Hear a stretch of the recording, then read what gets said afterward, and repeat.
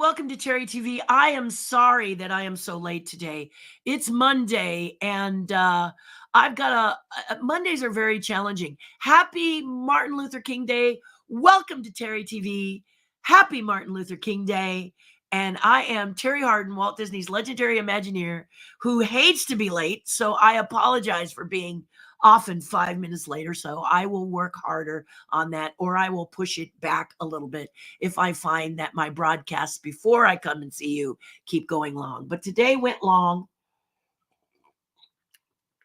And the reason it went long is because I'm introducing a new product, which I am not going to tell you about today. I'm going to keep it to myself today. Because if you are a part of Terri's tribe, you get to learn about it first, and you get to tell me whether or not it's worth doing. And so I have created, the latest thing I've done are posters that are of some of my artwork. So I have my hitchhiking ghost here, and my husband did some beautiful photographs of them. And if we open this up, you'll be able to see. I have to be a little careful because it's very, very blah, blah, blah. It takes a lot to get them to do what they want to do. But here they are. And each ghost is a black light ghost, meaning that black light makes them change colors, and the black light gives them an eerie glow. And this is Ezra, obviously. And this set, still available to you, is $750. And they're limited to 100. And you get this cool certificate of authenticity right here. But I thought that some people, that might be a little bit more than their budget will allow. And so I decided that I would make a poster, a very moody, eerie poster, starting with the Ezra character. You can see that this box has a lenticular. This is the AP. This is the AP box. And it is sold already. I just sold it yesterday. And so the AP which means art proof. Forgive me, the phone is ringing. Let me see. It might be something terribly important. Nope. It's just more spam likely. But anyway, this piece right here, these ghosts right here, I still have quite a few available. And you can order it, or you can come see me at an event, and I'll have a couple there. I hope. I have them here. I just need to, I build all this by hand. I build the box, and I cut out the little shapes and all that sort of thing.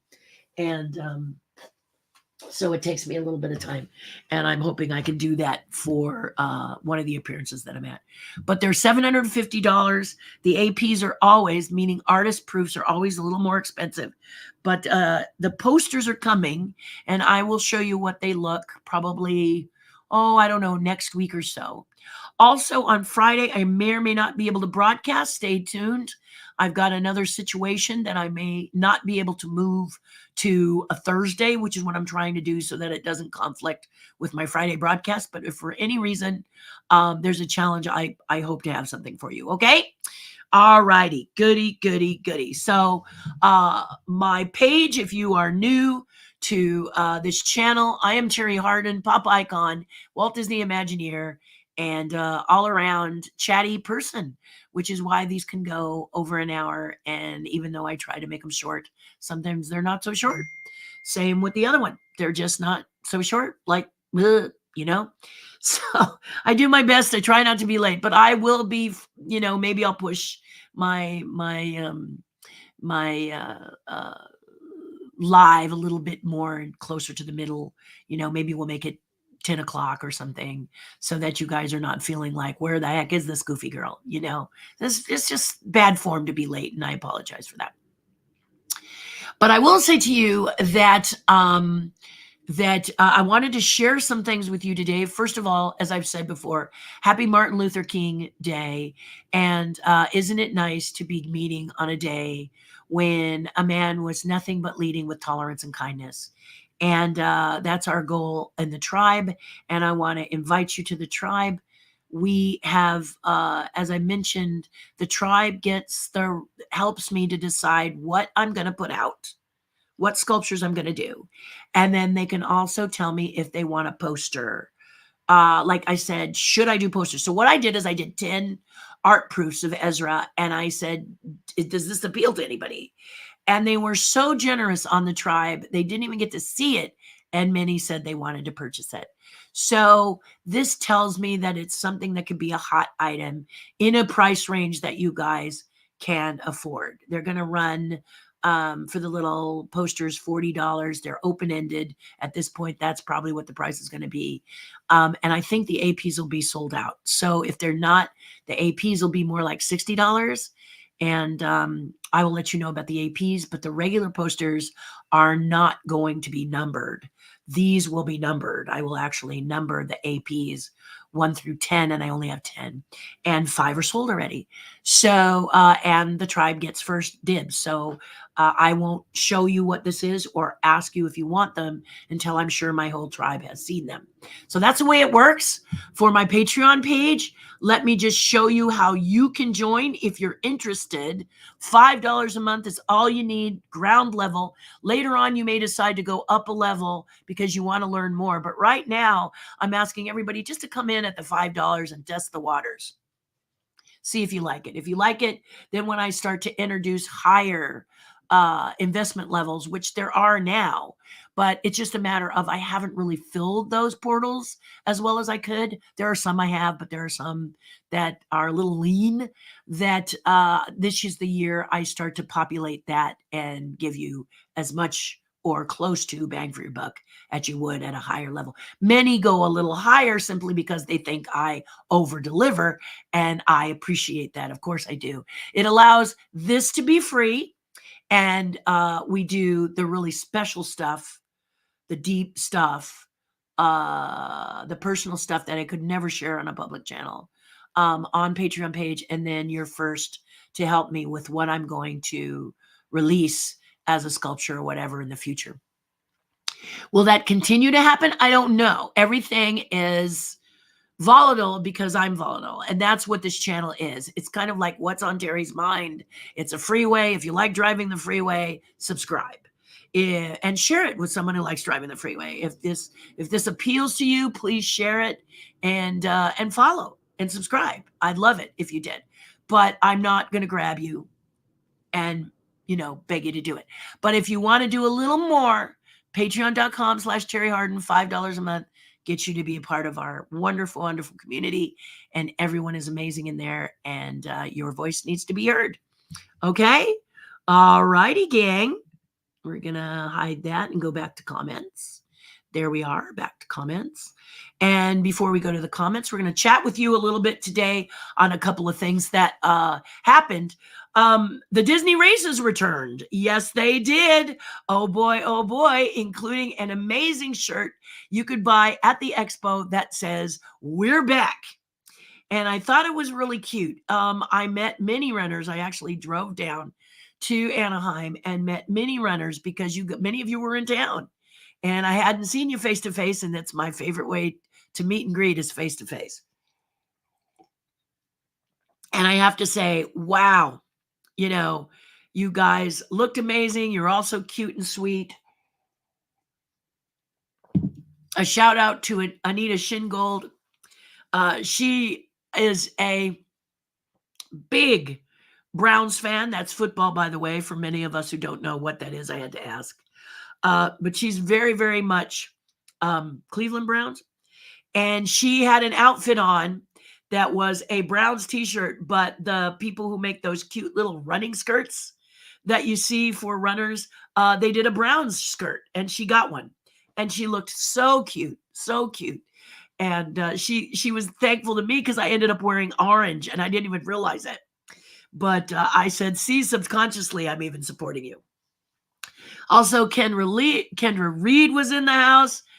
Great to see her and her amazing family. Great to meet them all. Lots of people saying hi and welcome back. The only thing I felt that Disney should have done, and I'm always not necessarily criticizing, but saying, you know, what really would have been cool is if most of the merchandise at the running expo said, "We're back." Because there's only one time that can say that. And that was the time last weekend. We're back, because from now on, they're going to be happening, aren't they? And I just thought, I mean, it made me want something that said we're back, you know, because we're back. But I didn't run it, so no, I don't need it. But I just thought it was quite genius, but it was only on the shirts. Many of the runners said, yeah, I would have liked it on my, they did a lounge fly bag that was adorable. They did like a, I don't know what you'd call it, a pack of some sort that could carry a water bottle and some of your merchandise, you know, like your wallet and your phone and stuff. Very small, very cute. But it didn't say we're back. It just talked about the Disneyland half marathon weekend. But it would have been nice to say we're back, because that's very special. Back in the day, before they were discontinued because of the pandemic, if it was an inaugural race, they'd say inaugural on it, and everybody would go crazy because they wanted their medal, they wanted their merchandise to say inaugural race. And so it would have been simple for Disney to do that, and I think the stuff would have sold more rapidly. But I think it probably sold pretty well. But I just think you would have pushed us all over the edge. I would have gone to the expo, and I didn't even run it, walk it, whatever I do. I didn't even do it because it was only the shirt. And I said, nah, that's okay. Thank you, but no, thank you. But it was great to meet everybody, great to see everybody. If you happen to go to Disneyland this weekend and you're wondering, why is it so crowded? Why am I having challenges? Or you are a cast member and you said to yourself, why is my parking taken away? It was because they redid the race route, or is it route? Race route, and have changed things back before it was discontinued, and now it's back. But back before that, they did several things that they did not do this weekend. The first thing was that the course was changed.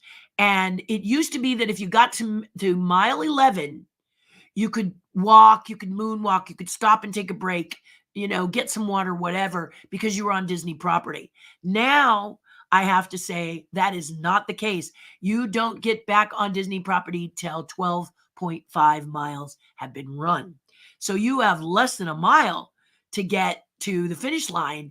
And so you're going to have to work hard to keep from being scooped up by the balloon ladies. Now, the balloon ladies are these wonderful women on bikes. They're very kind. They're very sweet. But because we are such, let me say that again, because we are really not Walt Disney World, and we do not have the massive land that Walt Disney World has, we are simply Disneyland, and we are a smaller park by all means, more intimate park, if you will. We have to have an agreement, or Disney has to have an agreement with the city of Anaheim. And the city of Anaheim likes their streets open by, say, 1 o'clock. So if you are not on park property by 1 o'clock, and I'm not sure if the time is the same, maybe Anaheim gave people a little bit more time, but I did not check that. So don't quote me. But in the races, it used to be that if you could get off the street at mile 11, you could relax. But you really had to push. If you were out in Anaheim and 1 o'clock hit, then the balloon ladies would scoop you up, put you on a bus, and off you go. And as I mentioned to my tribe today, in the early days, if they scooped you up, you didn't get your medal. You had to finish the race in order to get a medal. But a few years back, somebody sued and said, I'm paying the money, I deserve the medal, whether I run or whether I finish the race or not. And Disney said, okay, so now you get your medal even if you're scooped up. So whoosh, to that, many walkers, runners, people who participate in the race would rather cross the finish line to get the medal. But if you can't, you get an injury, you slip and fall, you tire out, you didn't train, whatever the reason, and you get scooped up, you're a little slower than you expected, don't worry, you still get your medal. That being said, the medal presentation now, it used to be you ran across the finish line, you could hold your arms up, you can still do that really. You can hold your arms up, woohoo, I made it. and you go to get your medal, but they are in little plastic baggies. They no longer put it over your neck and give you a hug like many of the volunteers did, because I would imagine COVID-19 rules and regs don't allow you to do that anymore, because you do have hot, sweaty runners coming across. And back in the day, volunteers would tell you, if you're not comfortable being hugged by someone really sweaty saying thank you and crying and everything, you shouldn't be on the medal presentation volunteer area. That also being said, there are no more volunteers. They are hired people. So if you've always wanted to work a Disney race, you are now hired by a temp agency that is affiliated, that is connected with Disney, and they will hire you to work the races. So if you've always wanted to work a race, I cannot tell you what the price point is, what they pay you. It's not a lot, but if you want to work the race, that's the only way you can be on the course now. Volunteers are no longer able to do it. And this again is because someone complained, sued, or whatever, and Disney said that they felt that people should be hired, and boom, they're now hiring people. So those are the changes for the new We're Back Disney run walk races. Also, I think many of them have virtual races, and this is the way I run walk them now, is a virtual race. And I'll tell you, it's a little I would love to do it with friends and everybody, but a lot of times people will walk by and say, "Hi, how you're doing?" There's some people who stroll, and I hear now that there are more people staying up all night, drinking, carousing, doing whatever they want to do, and then they're going to the corral and not sleeping. So this is becoming a problem for people whose goal is to finish. Sometimes these people can be obstructions for you when you're trying to stick with your time. There's a pace everyone works at, and the pace can be broken up if people don't pay attention to the rules. If they, don't get out of the way when you say please park or whatever, it can be a little challenging. But lead with tolerance. And those of you who are partying and having a good time, be aware that there are people looking to accomplish something. This is a milestone in their lives, and this is very important to them. So everybody play nice out there. But yeah, it's I do them virtually now. And the reason I do is because Disney, and I should show this to you. I think I have one. Here's the weird thing. When I ran, and I cannot say this is the same way, however, I think that the runners told me this is the way it is. When you go and you get your bib, it used to be a different bib for each race. Now it's one bib for each race with little circles or something on it, and they cross it. They're saving money. But I guess that's okay. I don't know. Many runners would like to have the different bibs. They can prep their outfits because they're getting up at 2 a.m. if they get up and don't stay awake across the board. And so their outfits are they pin it or whatever they do to make sure that bib is on. And then they have a different outfit for each run. Because you have a 5K where you can dress up in a costume or a tutu or something, a 10K, which you can do that too, depending on weather. And then the half, a lot of times people kind of slim it down because you do have to go 13.1 miles. Yeah. So people used to lay out their outfits. I used to lay out my outfits is what I'm saying. So, but now if it's the same bib, you got to transfer it. Not that it's a heavy deal, but runners were saying, they miss the multiple bibs. And then they put your t-shirts for the races in like a bag and they hand it to you with all your stuff in it. Well, if you run virtually, they do it in these boxes that are designed by Disney, that are elegant by Disney. Usually a virtual run is a little less expensive for you to invest in. And yet they come in these incredible boxes. They come, so when you get your virtual medals sent to you, they are in a beautiful design box. You open it up. It's laid out beautifully the way Disney does stuff. I said to myself, if I'm going to take the time to do the run, I'll do it in the comfort of my own home on my treadmill Or we're thinking of getting a bicycle. And since most of them are run walk, I'll bike the miles. Many people say at 66 or when you're older, it's better not to put that pressure on your joints for so long. So we are talking about an exercise bike, and I could ride those miles. Basically, what I'm saying is up to you. I mean, and yet when they send it to you, it's gorgeous. It's a gorgeous, gorgeous thing. If you think you'd like to see it, let me know and I'll pull them out and I'll show you one. But this is, if you can't make it, you're not done. You could easily do it virtually. A lot of runners love being with everybody, doing it together and crossing the finish line. But personally, myself, I really enjoy doing them virtually now. Mainly because I'm not doing every race. Many of you runners out there, you walkers out there, you do all the races. You like me, I've done every race. And my favorite race of all the races, Star Wars was fun because the medals are really cool. But all the races are, and I'm a Star Wars fan, but my favorite race was the Wine and Dine. And that happens in Florida. We don't do a wine and dine out here. And in Florida, they had this wine and dine, and I loved it because it was nighttime. It was during the dark. So it started at, I think, 10 o'clock at night. And for me, because I'm West Coast, that was 7 for me. No brainer. And the sun wasn't on me. Florida can get very, very hot and humid. And it was so comfortable, that run like we have here, that I love the wine and dine. And then my favorite thing was to get the medal over my neck and keep running like Forrest Gump all the way to the Wine and Dine Festival, grab my champagne glass of bubbly and toast that I had done it. And so when they stopped it and made it a day race, I understood why they had to do it, because Florida seems to have more storms at night. And if there is a thunderstorm, they have to stop the race. It's too dangerous to have runners out there running around with lightning striking. So we get that. But they made it daytime so that people could finish the race.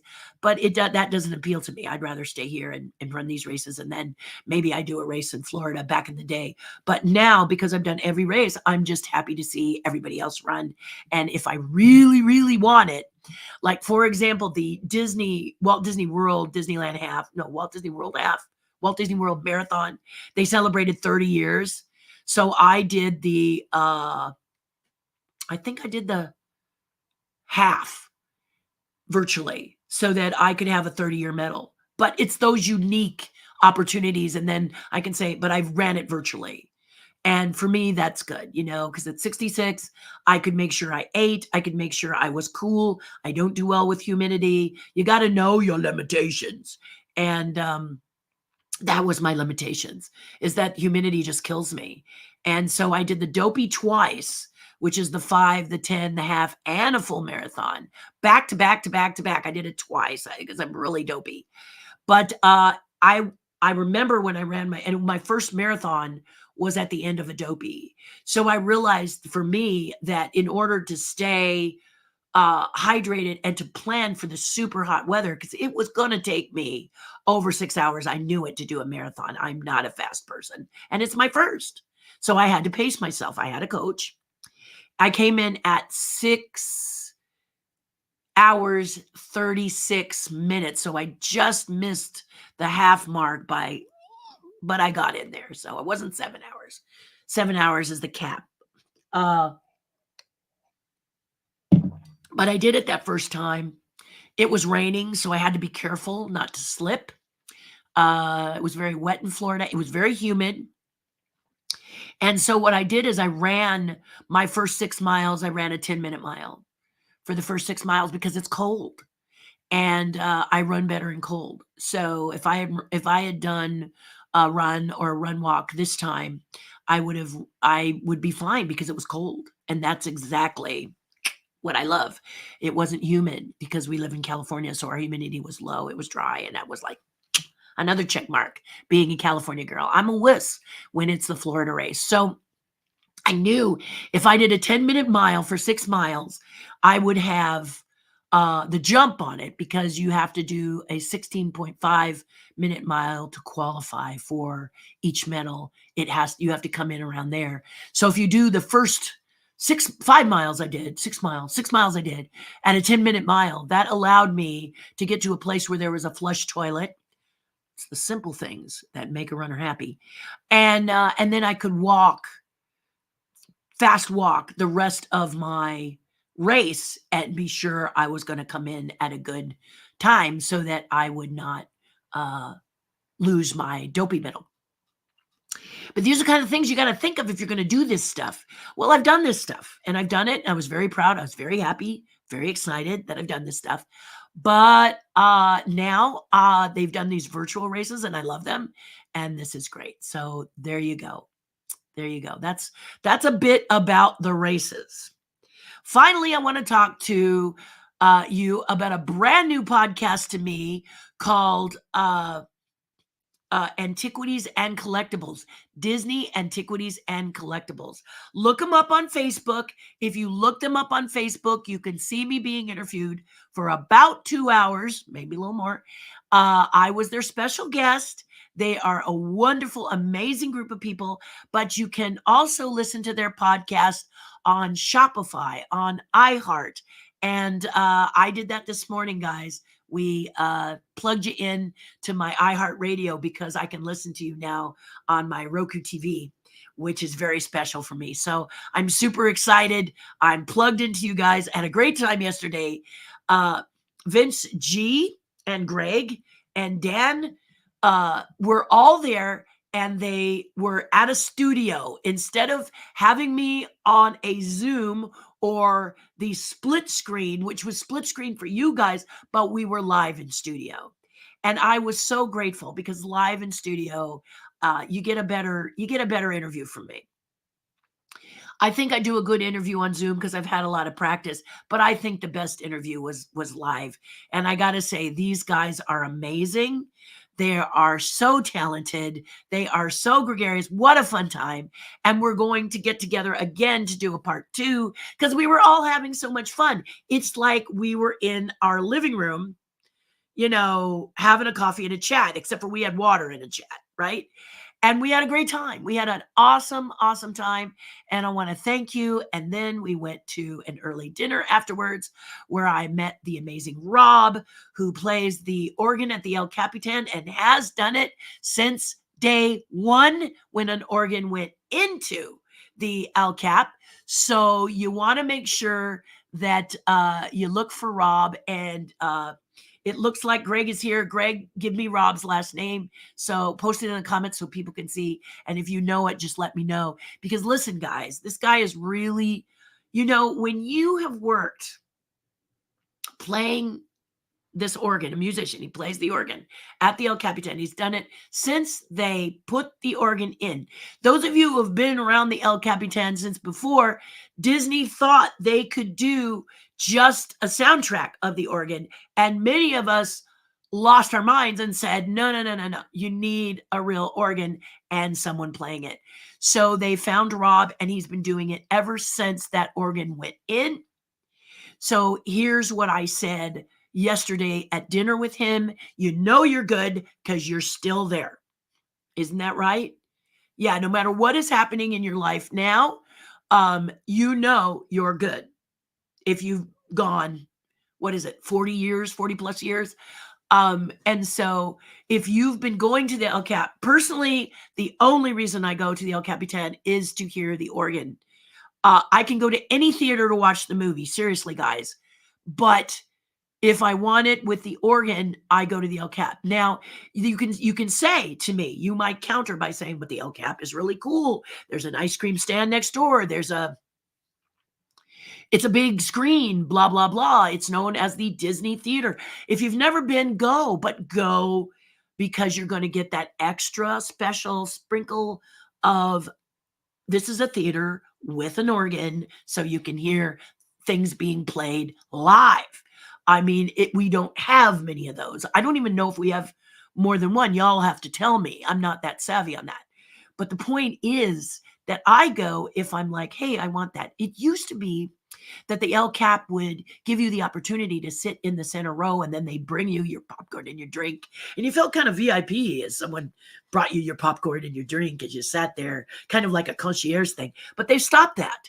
So this is the unique, special thing that you get to see and hear at the El Cap, and many theaters don't have it. I mean, across the street at the Chinese, they don't have it. So this is why I would go. And this is what I said to Rob. I said to Rob yesterday, I obviously went to see you. And that if you are someone, I once heard on a radio show that people who are baby boomers, which is what I am, aren't necessarily marketed to in the industry because we're super loyal. So what does that mean? It means that we will go someplace that we love and we'll stick with it no matter what kind of marketing you do with us. So for example, let's say you love Costco, and Best Buy is the other one. And you can see where I shop. Best Buy is the other one, and Best Buy says, "Oh, you get this for free. Come, come, come." Most of us that are baby boomers may or may not will say, "Nope, Costco's it. Best Buy, love you, but Costco is my store. Trader Joe's is my store, not Amazon Fresh." We just are loyal to not only the brands that we love, but people. If we have, like, there's a store in Burbank called Handy Mart, and we go to Handy Mart because it's a mom and pop. So many baby boomers, this is marketers talking to you now, are loyal, and they don't want to honestly waste their time with people who are this loyal. They want to put their marketing dollars where they can make a move or a shift. And it was great to hear this person. It was on one of my favorite radio shows, and he just kind of explained this, because I wondered why most of the commercials I'm looking at end up being my husband leaning to me going, "You're not the demographic." Because I go, "What the heck was that? What does that commercial mean?" I don't understand, because I'm a baby boomer. And so the commercial isn't geared to me. It's geared to the younger generations, because I guess they are more volatile. Their minds can be changed. And many baby boomers are very, very loyal. Why do I bring this up with the El Cap? Chances are that you are loyal to Rob. That not only do you want to hear the organ, but you want to hear Rob play the organ. Okay. So if you call, and rumor has it that Rob has got company now, other organ players that play, so you don't always get guaranteed that you're going to hear Rob. But if you want to hear Rob and you call in, well, they may not tell you who's playing. So if you want to be sure you get Rob, you walk in and it's not Rob, you can walk back and say, "I want a refund because I came to hear Rob." Now, you don't have to do that, but I'm telling you, if I go to see Rob and Rob's not there, I'm going to walk over to the booth and say, "Give me my money back because I came to hear Rob." Mainly because I go to hear the organ play at the El Cap. Otherwise, I go near my home and get a lounge chair recliner and watch the movie on a giant screen closer to where I live. You've got to get me over the hill for a reason. And so what I'm saying is my loyalty and my reason, although I didn't realize it until last night, was to this organ player, Rob. So I didn't realize it. It was great to meet him. It was an honor to meet him. And it was great to have a discussion with him about his playing, because I had no idea. I never thought to ask the name. Isn't that funny? I just took it for granted. You find someone that's good, you stick with it. I mean, don't you? No? Well, yeah. So I'm just saying that if you're one of those people that's a bit loyal and you go and the organ doesn't sound quite right to you, ask if it's Rob, because rumor has it that there might be a couple of others that have been pulled in to play as well. And if you like them, fine. I'm not saying don't like them, Please don't put words in my mouth. I am saying, though, if you like a person's style more than another and you're loyal to them, ask. And then if it's not them, consider walking away so that you send a message. You don't even have to do that because you may go because you like everything about the LCAP. You follow me? And then you go for ice cream after. Okay? I get it. But if you're like me, who the way you're going to get me to the LCAP is for the organ, then that's different. Am I making sense? This is really important. So, Antiquities and Collectibles podcast is about rare stuff. And I'm going to suggest right now, because I got Greg and Vince here in the house. I talked to my tribe today, and they all felt on Terri's tribe that it would be a good idea if you called it uh, Antiquities and Unique Collectibles. So that what was shared with me was that they want to have the niche be about things you might not get to see. So, antiquities and unique collectibles means that you might see some animation cells that someone has in their collection. And in today's world, do animation cells exist where they painted the back and printed the front? Don't think so. Maybe, maybe not. But to see these actual cells, that would be an antiquity, also unique. And these people who do this podcast have very unique and antiquity, antique and unique things that they've collected over the years from Disney, or it's special. Like one showed posters from Disneyland Paris, actual posters that were up at Disneyland Paris that they managed to get, where things you can't necessarily stand in line and pay $30 for a popcorn bucket. You follow? So they were saying maybe we should call it something different because we really aren't about talking about current collectibles. We're talking about the unusual, the different. And what they do is invite people who work for Disney, animators, legends, Imagineers, to come and share our collection. And what I did yesterday live on Facebook was basically share how I contribute to collectibles. So my collectibles fall under unique, not antique. But the tribe said you might, if you want to, bump up the name to be a little more specific, and you both chatted with me off air about that. They suggested antiquities and unique collectibles. Or unusual collectibles. So, let that roll around in your brain pans. You guys are doing a great job. They have 2,500 followers. Add to it. Follow it, guys. It's brilliant. I am a member myself, and I will start to listen to them because have I mentioned that I'm not real savvy when it comes to social media? I barely get by. It's like by the skin of my teeth. I'm like, and they suggested that I should maybe make my lives that I do here into a podcast. I have no idea how to do that.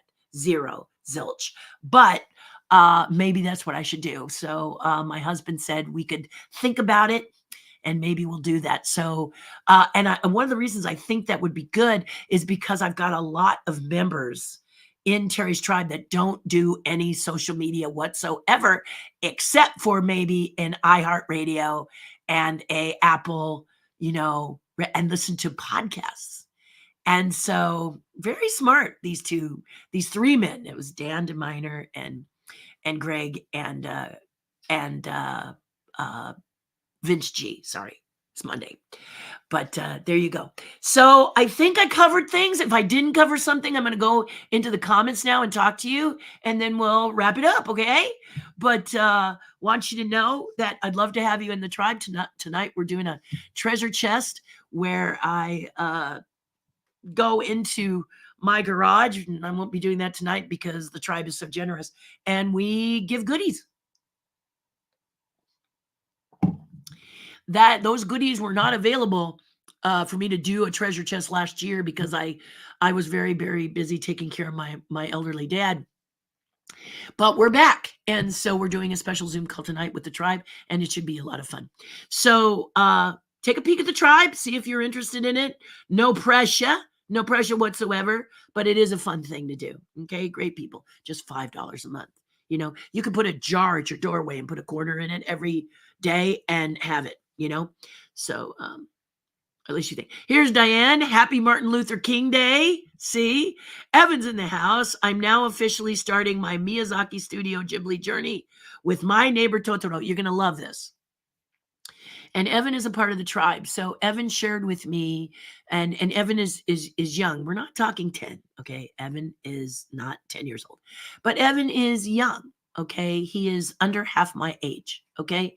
So I am 66, so you do the math. And he said that there were a lot of films that as a young man he doesn't necessarily come across. So he's created this mission to see a Disney movie, and he just saw Dumbo and was just amazed at how beautiful the story was.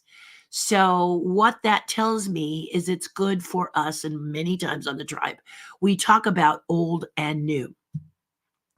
I will say I'm not the best with the new remakes. I don't like the new remakes. I haven't liked them since Kenneth Branagh's Cinderella. I think the Kenneth Branagh Cinderella is brilliant, but I'm not a fan of the other ones. I can't think of the other ones that I like because I don't.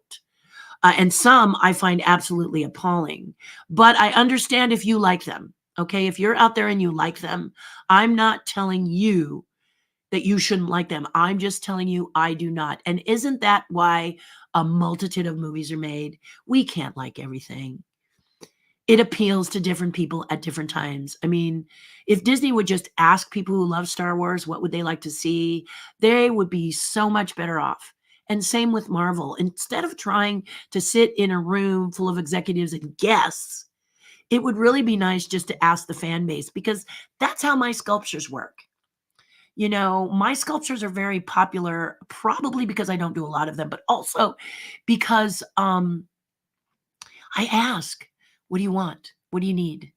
And my tribe tells me, and you tell me what you'd like to have and what you'd like to suggest. And I have to tell Vince today, Vince G, that that Hatbox Ghost has got some followers, doesn't it? Because the tribe asked for it today. So remember, Vince, that if I do sculpt it, and you were the first to suggest a sculpture of it, that you will get the opportunity to purchase number one. It has to be the opportunity to purchase number one because everybody wants. Well, not everybody, but a lot of people want number one. So, and a lot of my buyers have already grabbed and reserved numbers. I think my 13 is a floater, but I can't tell you for sure.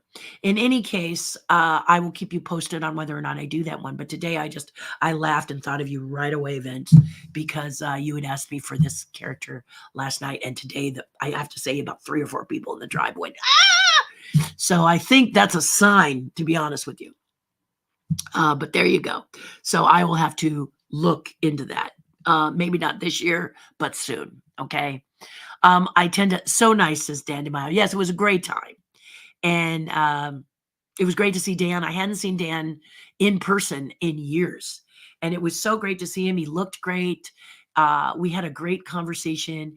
And he showed me pictures of his home, because when I first went to visit Dan, I delivered to him a one-of-a-kind I created of a Groot planter. So I did this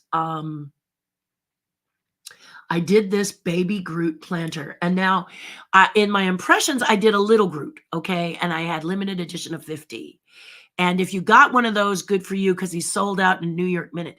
I always ask, why do you want a Groot when there's so many out there? Or why do you want Grogu if there's so many out there? Why would you want me to do it? And people often say, because it's your sculpture. We like the way you interpret your impressions. I really appreciate that, guys. If that's you, I really appreciate that. So I said this to Vince yesterday about the Hatbox Ghost. Don't you guys have enough? And he said one word, no, I want more. So I said, okay, I'll look into it. But let me just take a look here under my, I'll just show you. Uh, yeah, this works. So I was in Canada and I did this Groot. Here's Groot. You see how big he is. And then you also see that there's my little Groot that you could purchase, now sold out, as an impression, limited to 50. This is one of a kind. And he doesn't look like this. This is an interim, but I'm in Canada sculpting him and working on him because I had a friend in Canada teaching a class and I wanted to support him by taking the class, which I will often do. Imagineers are about learning. They love to learn and their egos are at the door. So my friend, his name is Ivano, he was so overwhelmed and excited that I wanted to come up and take his class that he was very touched and we had a great time and he helped me with it. Well, then I happened to show it on the picture you just saw. I happened to show it and Dan DeMeyer fell in love with it. I think he told me he thought it was about this big, but it's actually bigger. Here he is. Here's our Groot right here. And I'm going to put my little face down here so you can see me. Hey, what's up? So over here is Groot in his garden. The clouds, everything behind me are the real deal. He has a beautiful, exquisite home.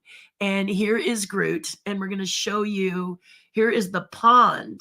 And Groot is located here. See him there with his nice little, and Dan did a haircut for Groot. Isn't that great? It's a plant where it sticks straight up, and I thought that was super cute. And it's really great, but this is just, it's just gorgeous. Isn't he cute?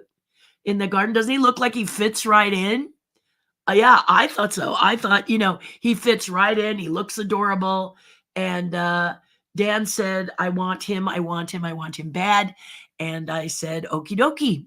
And we delivered it to him. I said, you want to buy it? It's one of a kind. I said a price. He said sold. And I said, I'll deliver it. And we drove out and dropped it off. And Dan, you were thrilled with it. And that's how things happen. So I show something I'm thinking about, I'm showing it. And then they say, can I buy that? And you say, oh, yeah. Sure. There are so many benefits of being a tribe member, says Bob Burdine, a tribe member. I've been part of the tribe for over 2 years and have never had any regrets. It's been so much fun and supportive. And Bob is a major contributor. You guys, the tribe all contributes. And I remember at one point when we were having a Zoom call that someone in the tribe said, I like being a part of the tribe, but you guys are Disney centric. You talk a lot of Disney. Why can't we talk about other things? And I said, if you sit on our Zoom call behind your name and you listen and you don't contribute occasionally, how are we to know what you're interested in? And I'm not saying you got to put your picture up. We don't force people. If you want to stay behind your name, you want to be lounging in bed in your jammies, it's the tribe. You do what you want. But in the tribe, you got to share with us. And lo and behold, many of the tribe started to share with us their other interests, trains and theater and Lego. And Bob Burdine and his wife shared charities and things that they participate in and things that they like to do. They talk about family, and they have a big family. So they often talk about what it's like to have a big family gathering. I have a very intimate family. It's me and my husband. And now that my dad's gone, it's me and my husband and my cousin. I've gained my sister and her partner, but for the most part, it's a small, intimate group. So the Burdines have a huge family, daughters and sons and grandkids. So it's cool, to hear from someone who has a large family. Or we have ambassadors, we have cast members, we have so many members on Patreon that they share with us their experiences, and they do it on Patreon. They also can speak very frankly because it's a private page. So we don't insult people. And if we offend, we have a conversation because we don't mean to make you feel bad. If, for example, I told you I don't like the live action, please don't take it that I don't like you. Okay? If you like the live action, good for you. Last Academy Award winning movie was Everything Everywhere All at Once. Did not like the movie. I watched it 3 times because I love the people in the movie. Jamie Lee Curtis, et cetera, et cetera. I loved all of them. They were all so sweet. And at the Academy Awards, they were adorable. So I wanted to love their movie, but I don't like it. I don't like it. I don't own it. I don't ever want to see it again. But that doesn't mean it wasn't good. It just wasn't to my taste. So this is what I'm saying. You please don't be oversensitive and think if we say we don't like a particular movie that it's offending you. Now, if we say things like you are a, and we say something that assaults you personally, verbally, then that's not cool. And we don't do that in the tribe. Okay. And if we do, I say apologize because that's not the idea. Things like, are you crazy? No. Okay. You don't judge another person. Here in the public world, judging is rampant. Okay. And so a private page where we can be together and not insult each other and let people state their views, positive or negative towards a particular thing. That's one of the things about being part of the tribe that's really special. And on my page, it's really good. It's not that we're dissing all the time. That's not what we do. But if we're kind of hurt because something happened, Disney did something, and you feel like maybe you're a whack-a-mole and all they're looking to do is to put a price on your head and bump, we did it, more money. If you're feeling like that, you can talk like that. Okay? You can talk freely about that. And you can talk, and it doesn't matter who you are. Let me say it that way. Okay. So, and you can talk about anything. You can talk about how people don't seem to understand that the turn signals have always been on this side of the steering wheel, next to your left hand. Always, guys. When you want to turn left, pull it down. When you want to go right, push it up. It's been that way since probably the Flintstone era. Maybe I'm exaggerating, but I have to tell you, I often talk about, people change lanes and don't know where their signal is. And I have to mind read where your car is going. And then you've got the Yahoo who goes from lane 1 center to all the way to the off ramp, and they just go, no blinker, no nothing. So you can see that the way I'm talking, I'm saying a little bit of it today to give you a sample. It's just freedom, isn't it, Bob? It just gives us some freedom. Okay. Gives you freedom to speak your mind without being attacked. Okay. Because we don't do that in the tribe. We just don't. Your artwork is so cool, Terry. Thank you, Greg. Thank you. And I did show a lot of it because I wanted people to be able to see what I offer. I also offer one of a kinds. I was going to show Nate's Jessica Rabbit, but I couldn't get to her fast enough. So as soon as I see her, I will show you Nate's. Well, I should do that now. Nate's Jessica. I wonder if I have a finished of her. I haven't pulled it up yet. So next time I'll show you a finished version of Nate's Jessica Rabbit. You guys will really enjoy this because it's a one of a kind. Nate was very patient. And I finally got her done and painted, and he got it just before the holidays. I made it my mission to make sure that he got her. Because I was missing a promise to him because I was taking care of family. So he was very understanding. He's part of the tribe, but you don't have to be part of the tribe if you want a one of a kind. One of a kind means that you reach out to me. You say, I want a, okay. Like we talked about the Hatbox Ghost. If Greg and or Vince wanted a Hatbox Ghost and most other people said no, and I said, guys, I can't see doing an edition of 50, right? Greg could come back or Vince could come back and say, I want to do one of a kind of the Hatbox Ghost. And that would be exclusive to Vince, right? Because if Vince said, I want a Hatbox Ghost, I want it made, then he would be side by side with me talking about how the look would be, what were the special aspects that he likes about the Hatbox Ghost. It would be created specifically for him. We would talk about a budget, and then I sculpt it up for you, and it's done in a really cool way, and I will explain more if I'm here Friday. Like I said at the top of this almost hour, I said that I may not be able to be live on Friday for you because I've got something I may have to do, and I won't be able to. And it happens right like in here. So I may have to do something pre-recorded for you. But in any case, I'll try and put something up that you'll enjoy. But Monday, a week from today, Monday, I will work to get those photos out so you can see what Jessica looks like, because she's beautiful. I've done Jessica 3 times, I think, and all of them one of a kind. So it's because I guess you guys aren't getting a lot of Jessicas that you like. If you're real particular about on model, which on the West Coast we are very particular about on model, meaning it's got to look like the animated character. And I do these one of a kinds. They're more of an investment, but they're yours and yours alone. The molds are broken. No other molds are created from the pieces. So it's yours and yours alone. It's one and one only. So if you have something that you love that Disney doesn't seem to enjoy, what comes to mind is Chernabog. Poor Chernabog. Disney doesn't like to do a lot of Chernabog. And this is a lot of reasons. But when I was sculpting for Disney and putting stuff in the Disney parks, for the Disney parks, I no longer do that. That's another story. Go to Patreon and I'll tell you that story. But I'm just going to Disney Sculpt so I can show you if he's there. I'm looking to see if my Chernabog is in here. Yes, he is. But do I have him in color? As you can see. Nah, he's not here in color. What the?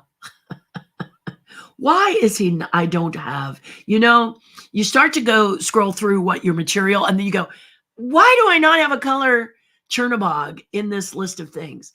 But I'm just going to look and see if I can find him. So bear with me, guys. I would love to be a lot more together, but sometimes I'm just not. But if I can find him for you, let's see if I can find Chernabog. But I'll continue to tell you what I was going to tell you, and that is Chernabog is one of those sculptures Disney doesn't like to do because he's a demon. And sometimes it's off-putting to people who don't like demons. That's my public way of saying what I would say. Patreon, I'd say it a different way. Here in public, I say people who don't like demons. And so Disney doesn't want to offend anybody. So they try to play down the Chernabog aspect. And when I would do my live presentations in front of people, everyone would ask me for Chernabog. They'd go, come on, where's Chernabog? Where's Chernabog? Where's Chernabog? And I'd say, I love Chernabog. I love to do Chernabog ornaments for you. I'd love to do Chernabog, a ton of Chernabog things. I am totally not finding him. This is so hilarious that I have no Chernabog. This is embarrassing. Not really embarrassing, but even I don't have him in here, which is kind of sad. So I'm hoping that maybe I put him in here somewhere. But maybe not. It's kind of weird that I don't have a Chernabog in here. He's not even in other sculpts. It's kind of like, whoa, well, I will try to track him down for you, and I will show you my Chernabog. It's just weird that he's not here. I'm going to look one more place and see if maybe he is. But the point, my point is, I'm getting away from my point. I'm sorry.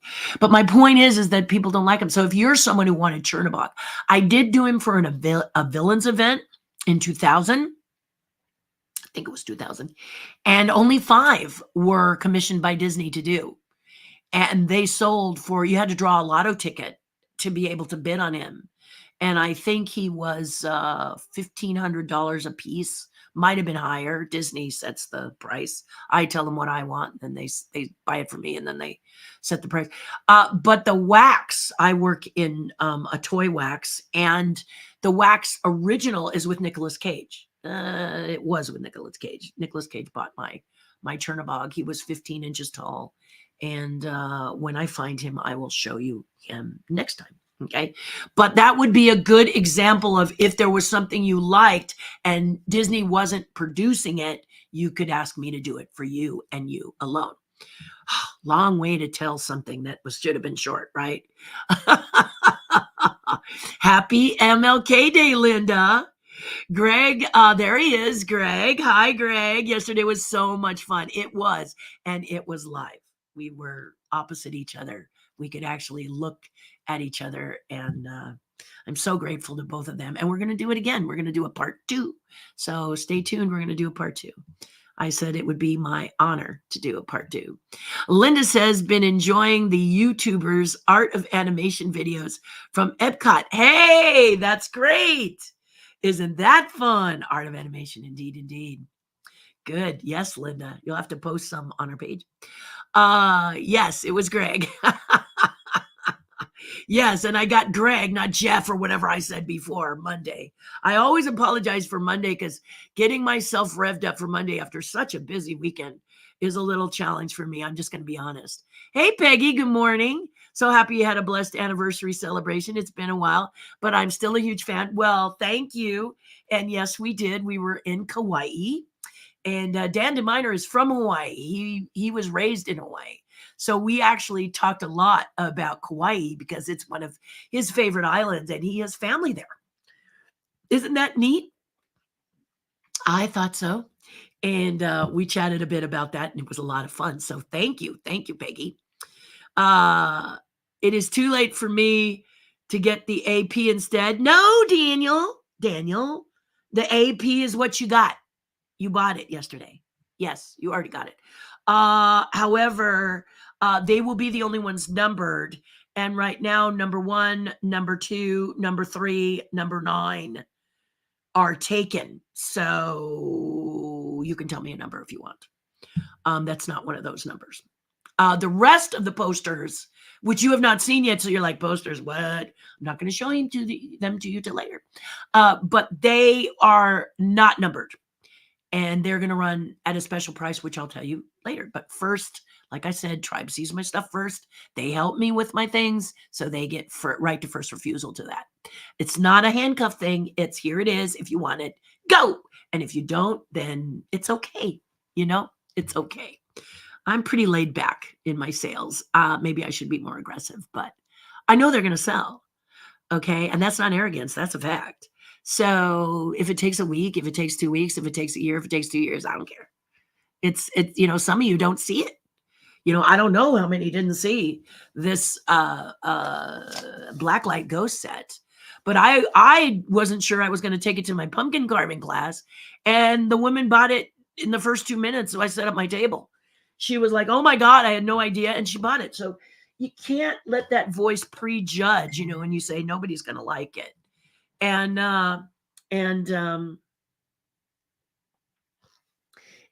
nobody's going to like it.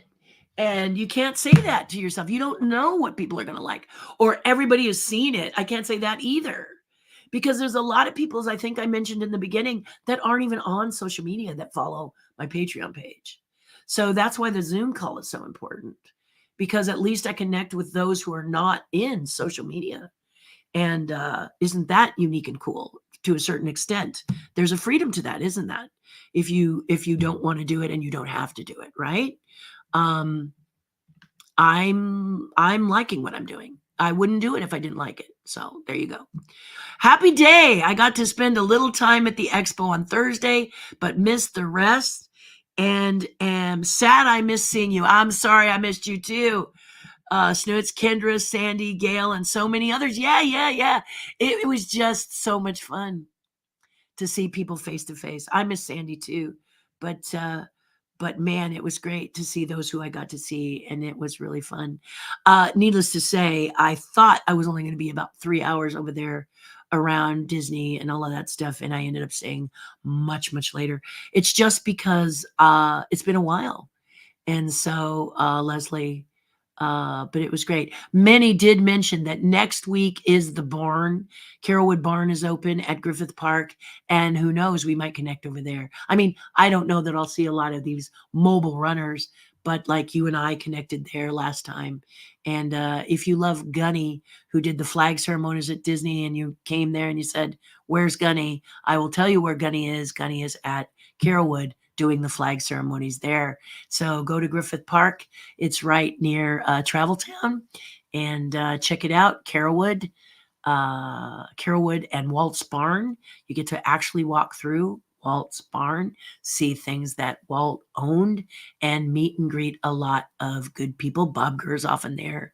And last month, Don Hahn was there, and Bill Farmer was there. I was there.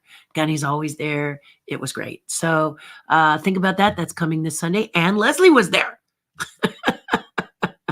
Not Snoots. Anita, darn phone. I did get to see Anita, so no worries. That was cute. I thought you were calling me Snoots, actually. Have a great day, Terry. You look amazing. Thank you. Thank you very much, Gianna. I'm glad to see that you see me going like this, because I'm like, is my nose running? I hope not. So far, no. But Vince says, sorry I'm late. Good morning, Terry. Vince, you're not late. You're never late. You know that sometimes I'll go a little over an hour. I'll probably be wrapping this up soon, but I stay for a little bit because it has been a while.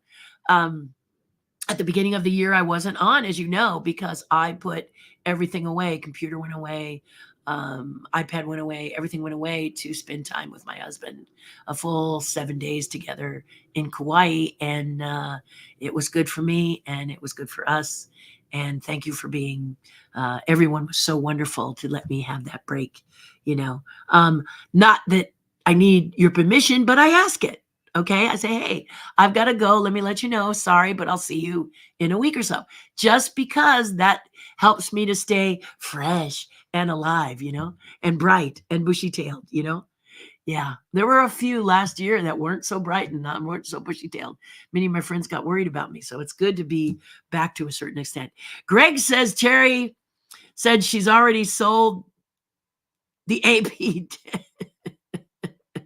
The AP of the big ghosts. Is that what you're asking about? Because Dan is the one who bought the AP. This AP set right here, Danny bought. Danny bought it already. This is the AP set, and here it says AP. See, he's already bought this one. So it's just a matter of us connecting at the bar next week, I think. But Dan DeMeyer and I will talk about that. But the posters are still available. He's got one. He already paid me for it, but he didn't tell me a number. And so you can tell me a number if you want. Or you can just wait. Number 10 is available. Number 4 is available. Number 5 is available. Number 6 is available. Number 7 is available. I think that's what it is. 5 have been sold already. So, and I think yours will say 1, 2, 3, 4, 5. Looks like 5. Yeah, 5. 5 have been sold, and 5 are available. Okay. All right. You two are always teasing each other, though. You poke each other a lot, don't you? Greg, stinkers. I finally got my COVID-19 shot after 3 months, says Gianna. I'm waiting. 3 months of waiting after coming down with COVID-19, which a family member brought home. I know it's rough, isn't it? In today's world, we were talking about it. People are really laid back about this, and it's still out there. So guys in crowded spaces, when we're in the airport, my husband and I always wear a mask. But you're surprised how many do not. Their choice. We don't sit and say, you should wear a mask, you should wear a mask. We're not there to be the police. But we do know that airport is very crowded and very loose. And we both decided to wear masks all the way through the airport. And then depending on where we are on the plane, we will wear masks as well. If it's a 3 seats across, we probably wear masks. If it's 2 seats, then depends on where we are. But most of the time, we're wearing a mask on the plane as well. But this time for Kauai, we were flying first class. We wanted to go VIP because it was our 20th, and it's a very special marriage milestone in our lives. We can't believe it's 20 years. We felt like it was more like 2 because it's the honeymoon period. But we were friends first, and we are best friends, and we are so in love and so happy that it's a blessing. So I said to my husband, I want it to be super special.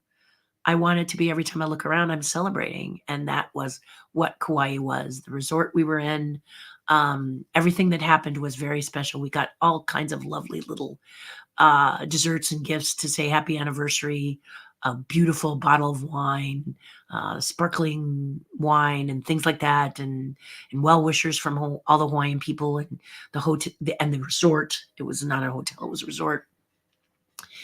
Just lovely, just lovely. It was just so special. We were floating. Most of the time we were floating on air.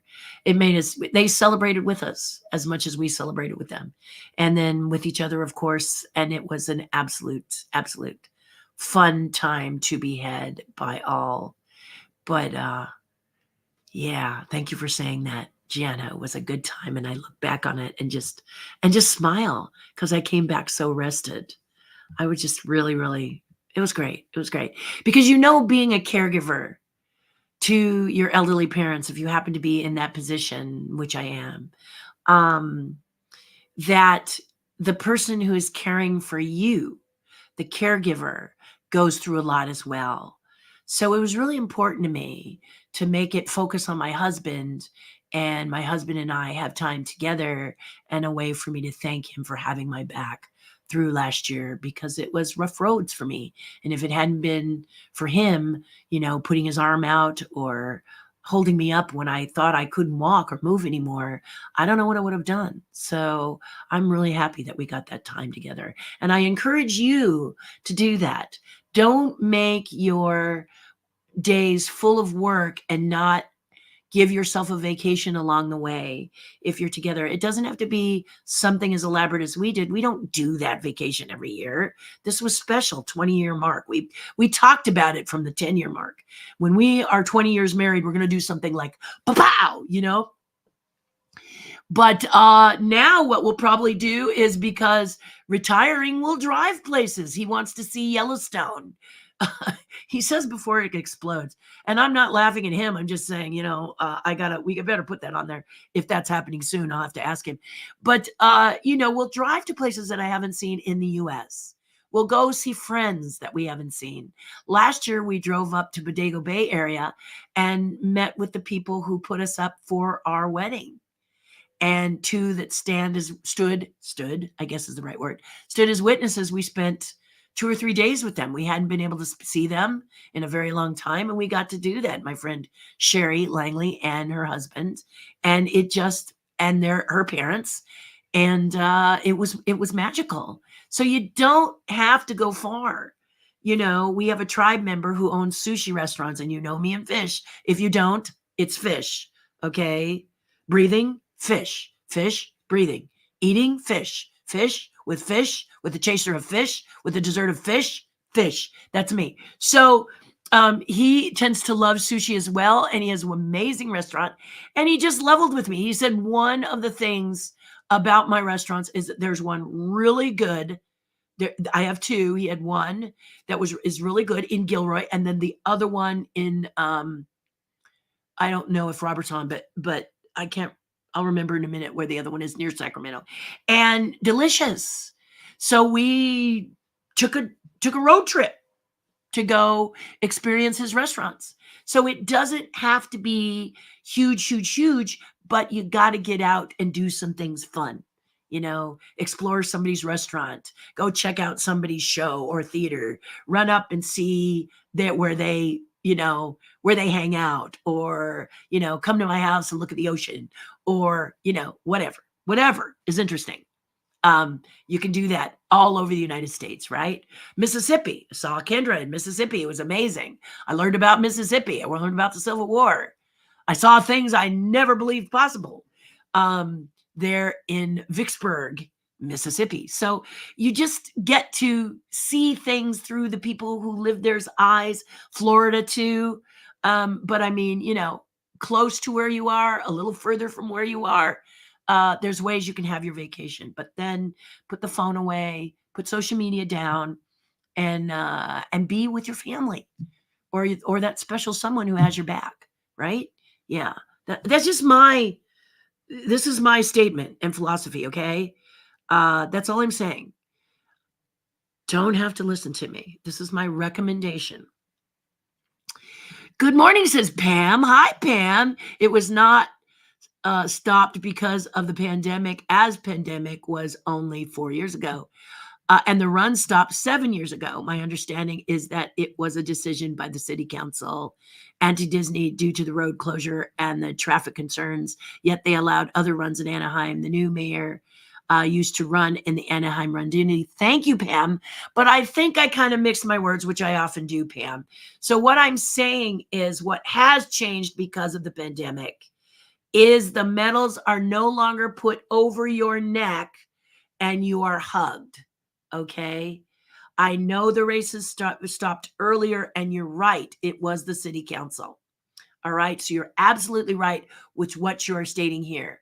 But I most likely misspoke or ran my words together, which is not impossible, Pam. That what I wanted to say was because of the pandemic, and it's my thinking. So no, is that now they hand them to you in a baggie. They no longer put it over your neck and say, congratulations. They hand you a baggie and off you go. Okay. They no longer do and I would miss that. Okay. But I understand why they're doing it, because a lot of hot and sweaty runners and COVID is still rampant, isn't it? In some areas. So you just don't know. So they're trying to keep everybody safe is what I'm thinking. So you are absolutely right with everything you're saying here. And it's nice to know that they're back, because I didn't know if they were ever come back. And I'm so grateful that they're back. So thank you, Pam, for setting me straight on that. And for me clarifying. I hope that is a little more clear for what I was trying to say, and maybe it didn't come out right. But I thank you. And I encourage all of you to do just what Pam did. If I say something wrong or I get a name that's off, don't sit on it. Don't be quiet. Help me, because I'm only one human being. And I'm one that spends time under hot lights, sculpting a lot, or painting, isolated from everybody. Okay. So there are things I might speak on that I've heard, but the pronunciation might not be right. I may say, I don't know who that is. Evan Hunter knows so many voice people, actors, and things like this. And he'll tell me he met someone, and I'll go, who's that? Because I don't really know the actor's name that well, but I do know the character they play. So anytime I do a faux pas, please make me aware of it. And I have people in the wings, like my good friend Joe Penny and my good friend Leo Holzer. They always keep me straight. But if you see something like Pam did, please get on here and do just what she did. I'm inviting you to do that. Okay. All right. Good morning, everyone. Happy MLK Day. And there's Joe. See, he walked right in at the right time. There you go. Happy MLK again. Martin Luther King. Hey, Terry, Picard is staring at you from behind. No, that's not Picard. That is my painting. This is my painting. And I should put a light on him, shouldn't I? This is a painting that I did. This is only my second painting. And it's not done yet because I haven't been able to get out here and paint. But I'll lean over and you can see him. He is a Japanese sword master, meaning that he is the builder of swords. He is the maker of swords, not the samurai, but the maker of swords. I'm a big fan of artisans who make, especially the samurai sword. It takes a lot to do. The person over my shoulder is him. And actually, let me just jump up and you can see it. It's not done yet. My painting's not done yet. And he's looking over me because he's like, are you ever going to finish me?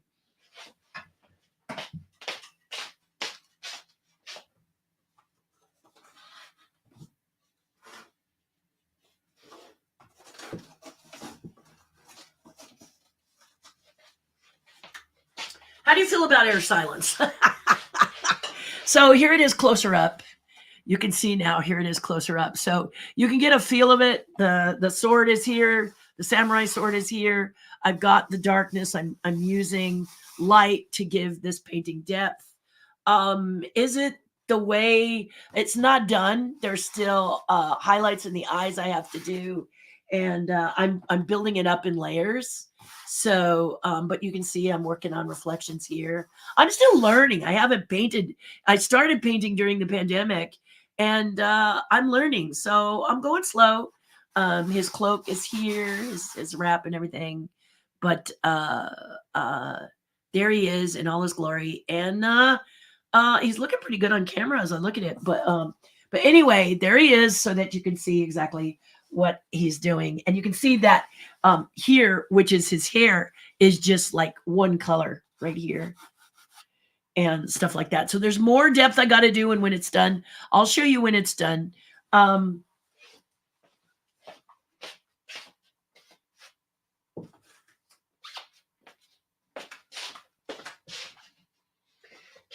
very, very first painting I did was me. So here's my self-portrait. So this is the very, very first painting I did, and I did it in an online course during the pandemic. So you can see that it looks like me. If I make that face. And I'm really happy because if I show you up close, you can see that the dreadlocks actually look like dreadlocks. So I'm pretty proud of this one. But it's my very, very first one. And it's acrylics. It's not oils.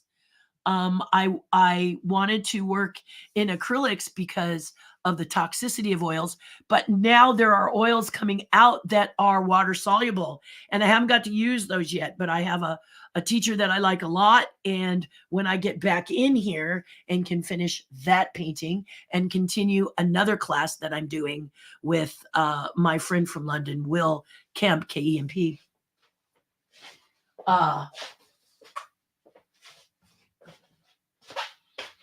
I will see. I've talked with a lot of painters, and a lot of painters tell me it takes time to get your own style. So I'm trying a lot of styles. I'm trying. If I see someone that I like, I try to paint like they do a little bit to kind of understand what muscles are used to create a certain look. And I can't tell you where I'm going to end up, because many painters who are very successful tell you it could take a few years to find where your style is. And I know as a sculptor that in the early days, my sculptures were very different from my style now. And now my style is definitely my style. I mean, if you look at it, you know it's me who's done it. So that's very flattering for me, but it did take time. So basically, patience and have fun in the material, just enjoy. That painting behind, well, let me go this way. This painting behind me, the amazing legend Willie Ito saw, and because it's an Asian theme, he was saying that he knows a museum that might be interested in carrying it in their gallery. So, of course, that was over a year ago, so who knows? They may be, that girl, she takes too long.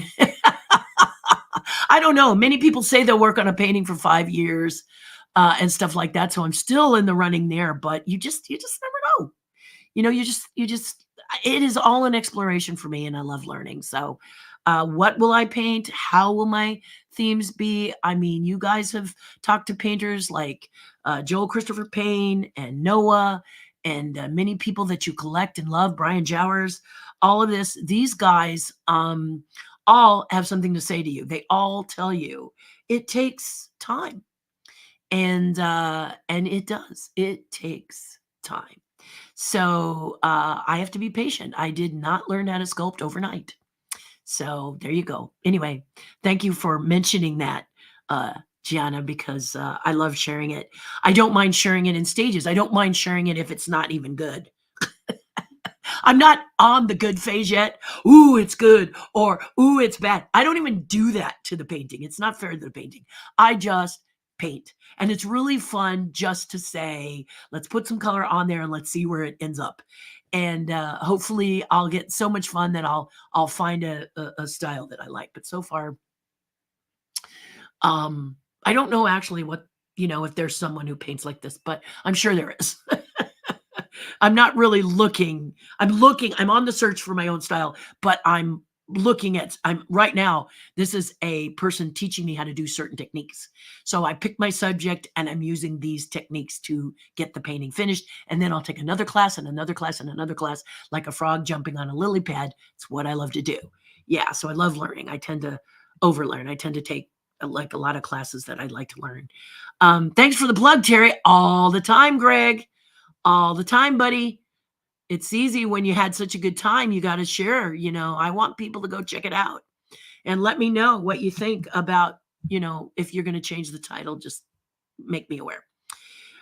Joe says, congrats. Make sure you get your boosters at regular intervals. Good for you, Joe. That was sweet of you to say.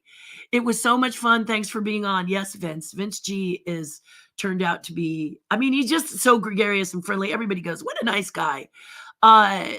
Just lights up a room when he walks in, and I have to say that Greg, his whole team, when they walk in, the room is lit. That's it. So yeah, it was so much fun. Thanks for being on and thanks for having me. It was a great honor. Thanks, Joe, she says. And Rob Richards, thank you. I'm writing it down. Rob Richards, the organ master, playing at the LCAP. If Rob Richards is someone you want to see, be sure you ask for if Rob Richards, and if they don't tell you when you walk in and it's not Rob Richards and that's important to you, get a refund. That's all I'm saying. Rob, I met just yesterday at dinner, and it was like meeting a celebrity. I got to tell you, I just was so happy to see him and meet him and learn that he was the reason that I'm going to the LCAP, I should write that, LCAP. There we go. Because it's hard to get me over the hill. I like being here in my town. Thanks, Vince. I love you for that. Did anyone see the first rodeo at Petco Park where the Padres play in San Diego this past weekend? I didn't either, but think it was carried on the Cowboy Channel. I did not see it, Joe, but this is a perfect example, guys, of someone who likes Disney, but also has another love, rodeo. And Joe often shares with me, and I think I have a couple people on my Patreon page who share rodeo with me also. I've ridden horses since I was 15. I think I rode horses. I rode them when you went to Griffith Park and, you did a trail and they went out very slow for the first half hour and you got back in 2 minutes for the second half hour because you turned them facing home. I did that kind of horseback riding, but where I actually trained, I think I was about 14, 15 years old, because my mom kept saying, you don't want a horse. As soon as you meet boys, you're not going to want a horse. And I said, I doubt that very much. And all of a sudden I had bought a horse and she was like, okay, maybe I was wrong. But I ride Western. I have ridden English, but I just like the feel of a Western saddle underneath me. And I used to barrel race years ago. I don't do that anymore. I used to do endurance trail riding. I don't do that anymore. And now I'm pretty busy, and I live in the city and I can't put my horse up here.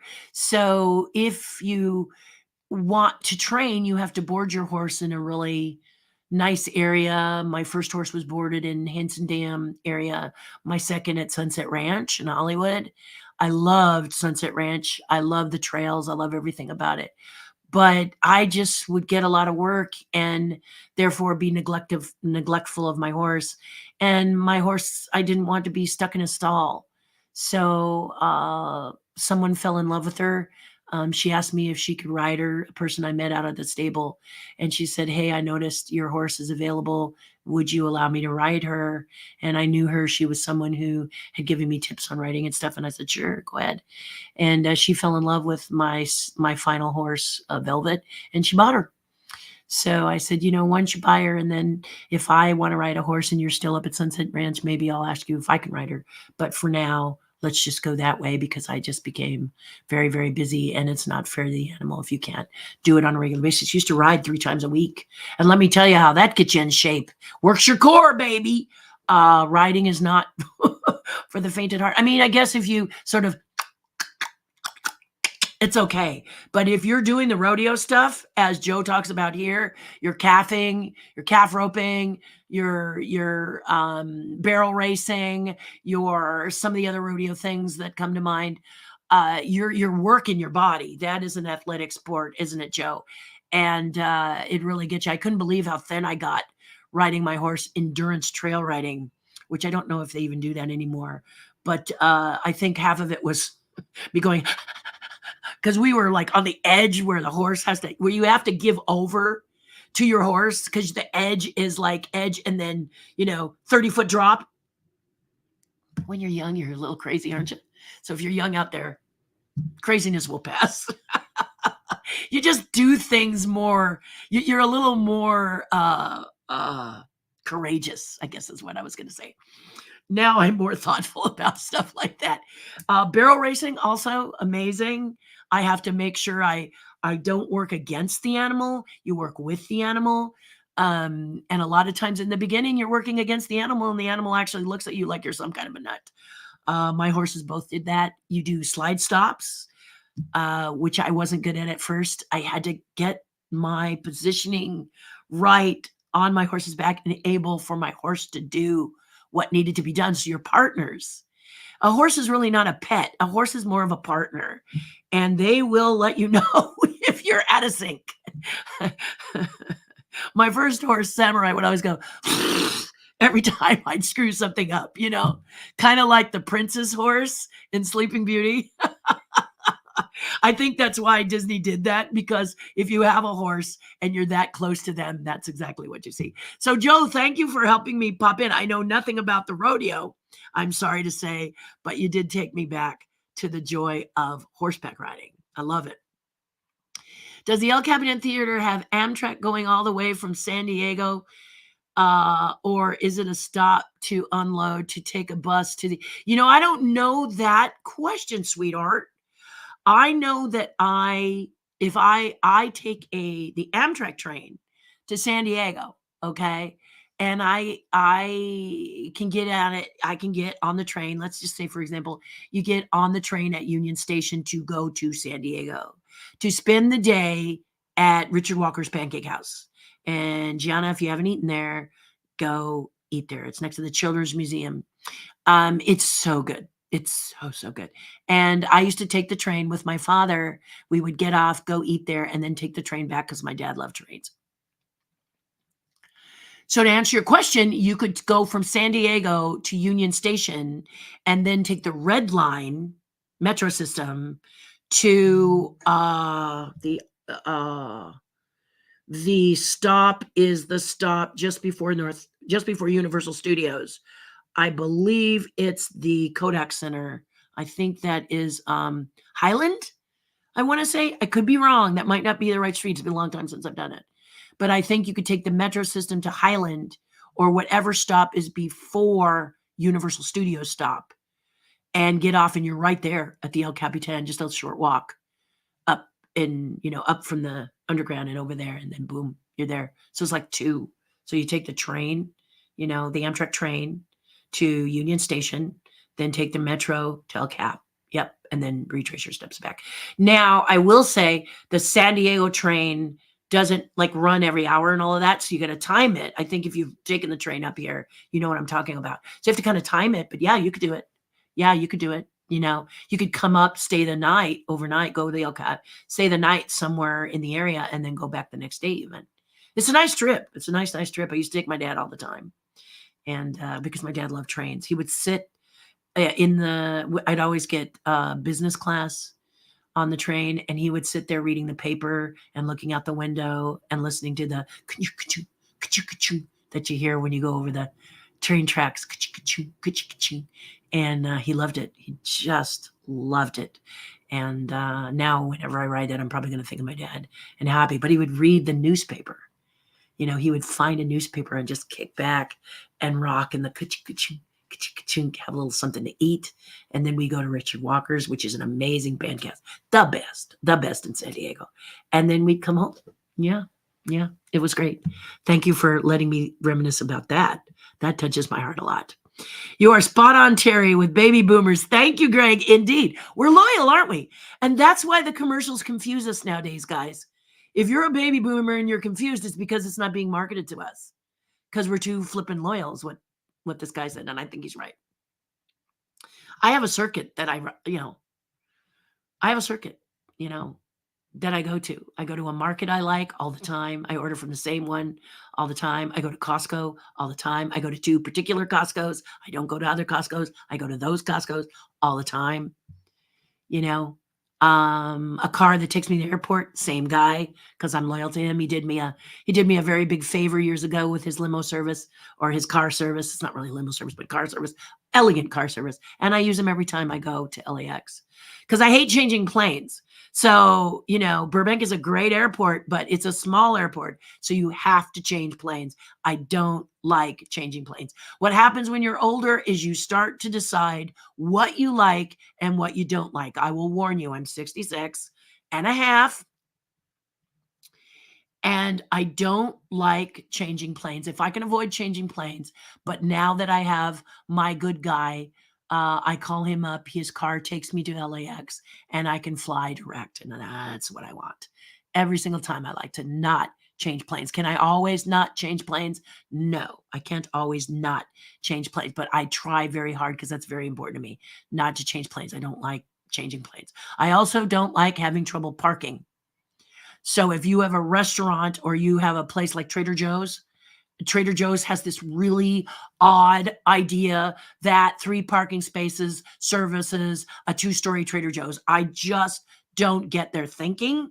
And so I could love Trader Joe's, but I will probably, if I really need Trader Joe's, I'll ask someone who's going if they'll pick something up for me, but I won't shop there. I will not shop there because I don't like driving and trying to find parking in a place that really thinks that musical chairs is a fun thing to do with your car. It's just what I'm thinking about them. Nothing at Trader Joe's is that important for me to struggle with that. So it's interesting as an older person, things I like and things I don't, things I'd rather not do and things I like to do is kind of funny. I need to get to an airport early because I don't like rushing. I can't understand people who run at the last minute and the door is closing and they're like, wait, I am coming. Da na na na na, chugga chugga chugga chugga. Da na. No, forget that. Forget that.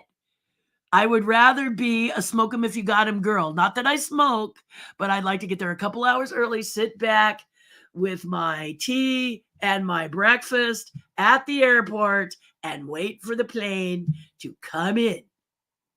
La, slow, easy, chill. I fly a lot, so I like to chill when I go. So I go early. So that if there's a big line and I'm checking a bag, which I rarely do, because I like to not check a bag either. Sometimes I have to. But when traveling abroad, I don't like to check a bag. This year, if I go abroad to the UK, I got to check a bag because a lot of you out in the UK, I have stuff for.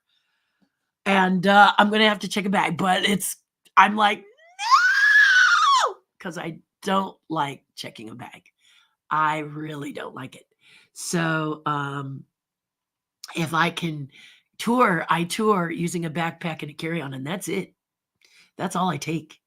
And if you ever want to know how I do that 3 weeks and 4 weeks at a time, I'm happy to share with you. Now, as a runner, it can be a bit challenging because you got to have your shoes. And man, shoes take up a lot, right? But it can be done. It's just if you're going to be a runner at a race like, say, Paris, a lot of times you're forced to check a bag too. And I just go, sometimes you got to. You just got to. But if I can get away without doing it, you can bet that I do. And I love it. So much. Yeah, really love it. So I kind of went off on a tangent again, but the baby boomers thing, you start to understand as you get older what you like and what you don't. What you're going to put up with and what you're not going to put up with. And, it's kind of like someone who joins Club 33. Okay. They look at the yearly fee for staying a Club 33 member, and they make the decision that is their Disney collection. All right. They get Club 33 stuff and they're a member of Club 33, as opposed to buying every popcorn bucket they see. They will say no to the popcorn buckets, no to some of the other things that are collectible that they may like, but they say, look, there's some discipline I need to do here because I really want to stay and continue to be a Club 33 member. That's what it's about. You make choices. If you can't do everything, and there are people out there that can do it all, but I'm not one of them. You can say to yourself, I need this or this, this or this, this or this, to just make life a little more chill and a little more fun. One of the people on our Patreon page, there's a couple actually that are flight attendants on airlines. And the first thing they tell you is don't fly coach. Don't fly coach anymore. Because if there's going to be someone disruptive, a lot of time they're in coach. I think disruption is getting a little less, but if you're going to have someone that gets a little cranky, a lot of times they're in coach. So pay your few dollars more to be in Comfort Plus, and you won't have that challenge. Usually you won't, knock on wood. But I took that to heart because being able to talk to an actual flight attendant and they give me their advice, I'm going to take it because they fly way more than I do. But it's been really good flights. So that's just something that I'll share with you right now. You gotta make those. You gotta think about it. How what's important to you. Now, sometimes you can't. Sometimes you got to fly economy and you got to go because you get this opportunity and you don't want to pay a lot of money on the flight. But for me, it is not an option. If you fly me out or I fly me out, it's got to be Comfort Plus or higher because I will no longer fly coach. I just won't do it. So, but when I was younger, yeah, baby, put me in the luggage compartment. I'm good. But now that I'm older, I need a little bit. Yeah. So you just kind of ask yourself, what do you need, right? Been going to see Rob Richards at the El Capitan for 25 years. He's incredible. See what I mean?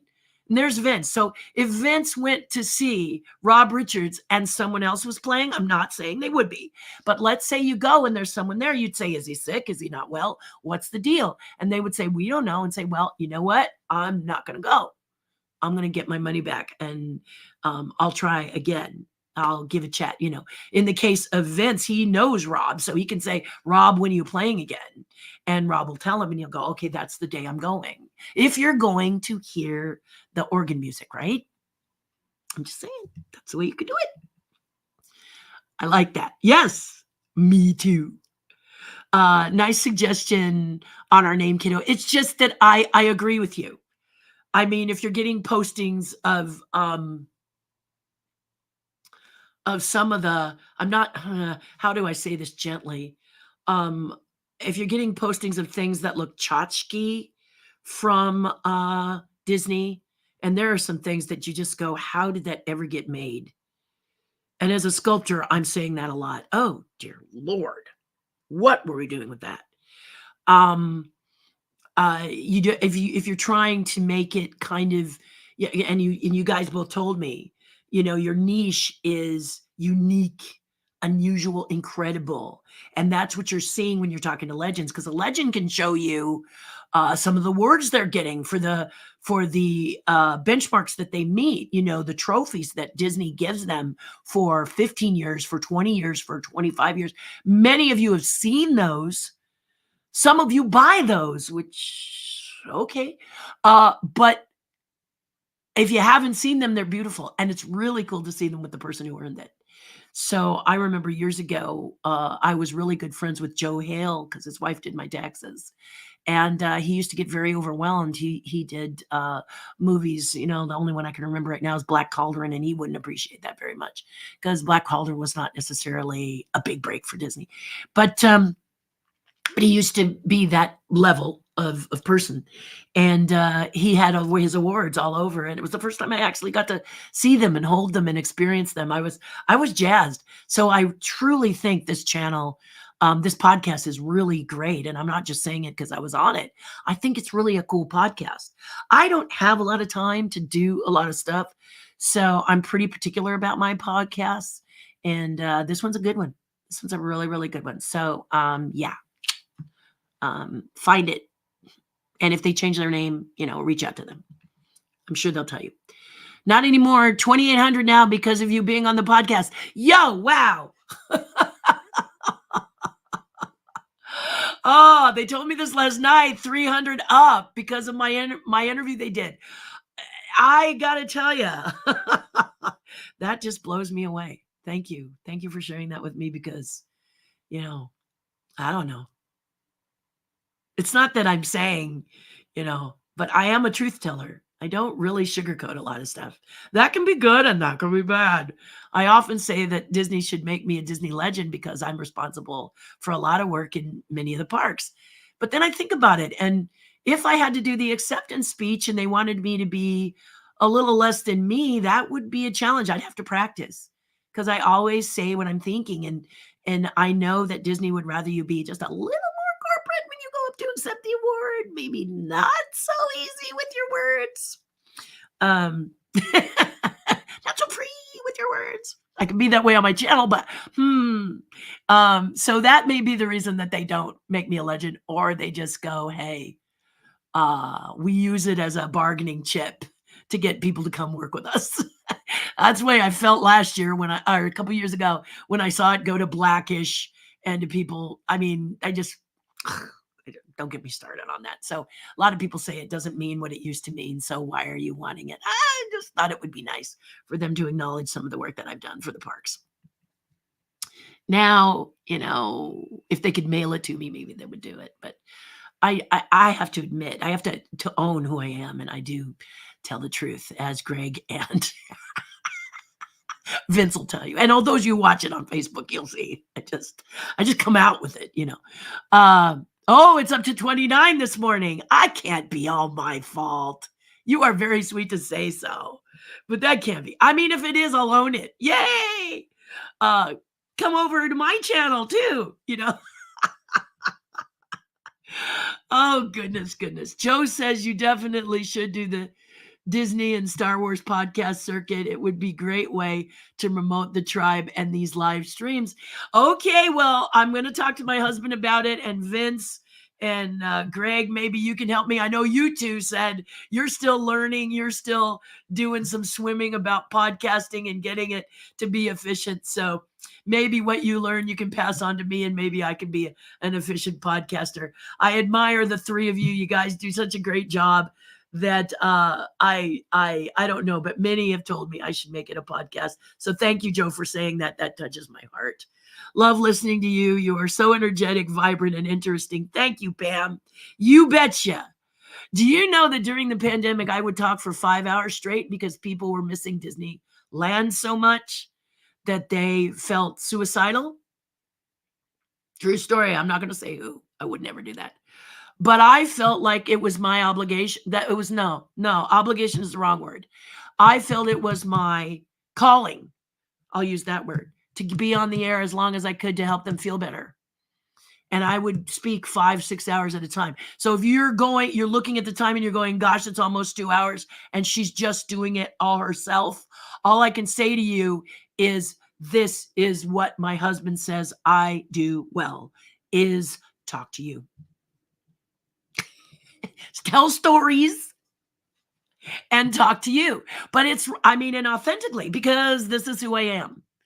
But if we're at dinner, I want to hear from you. I want to hear about you. And this is how I learned about Rob. And this is how I learned about some of the things that,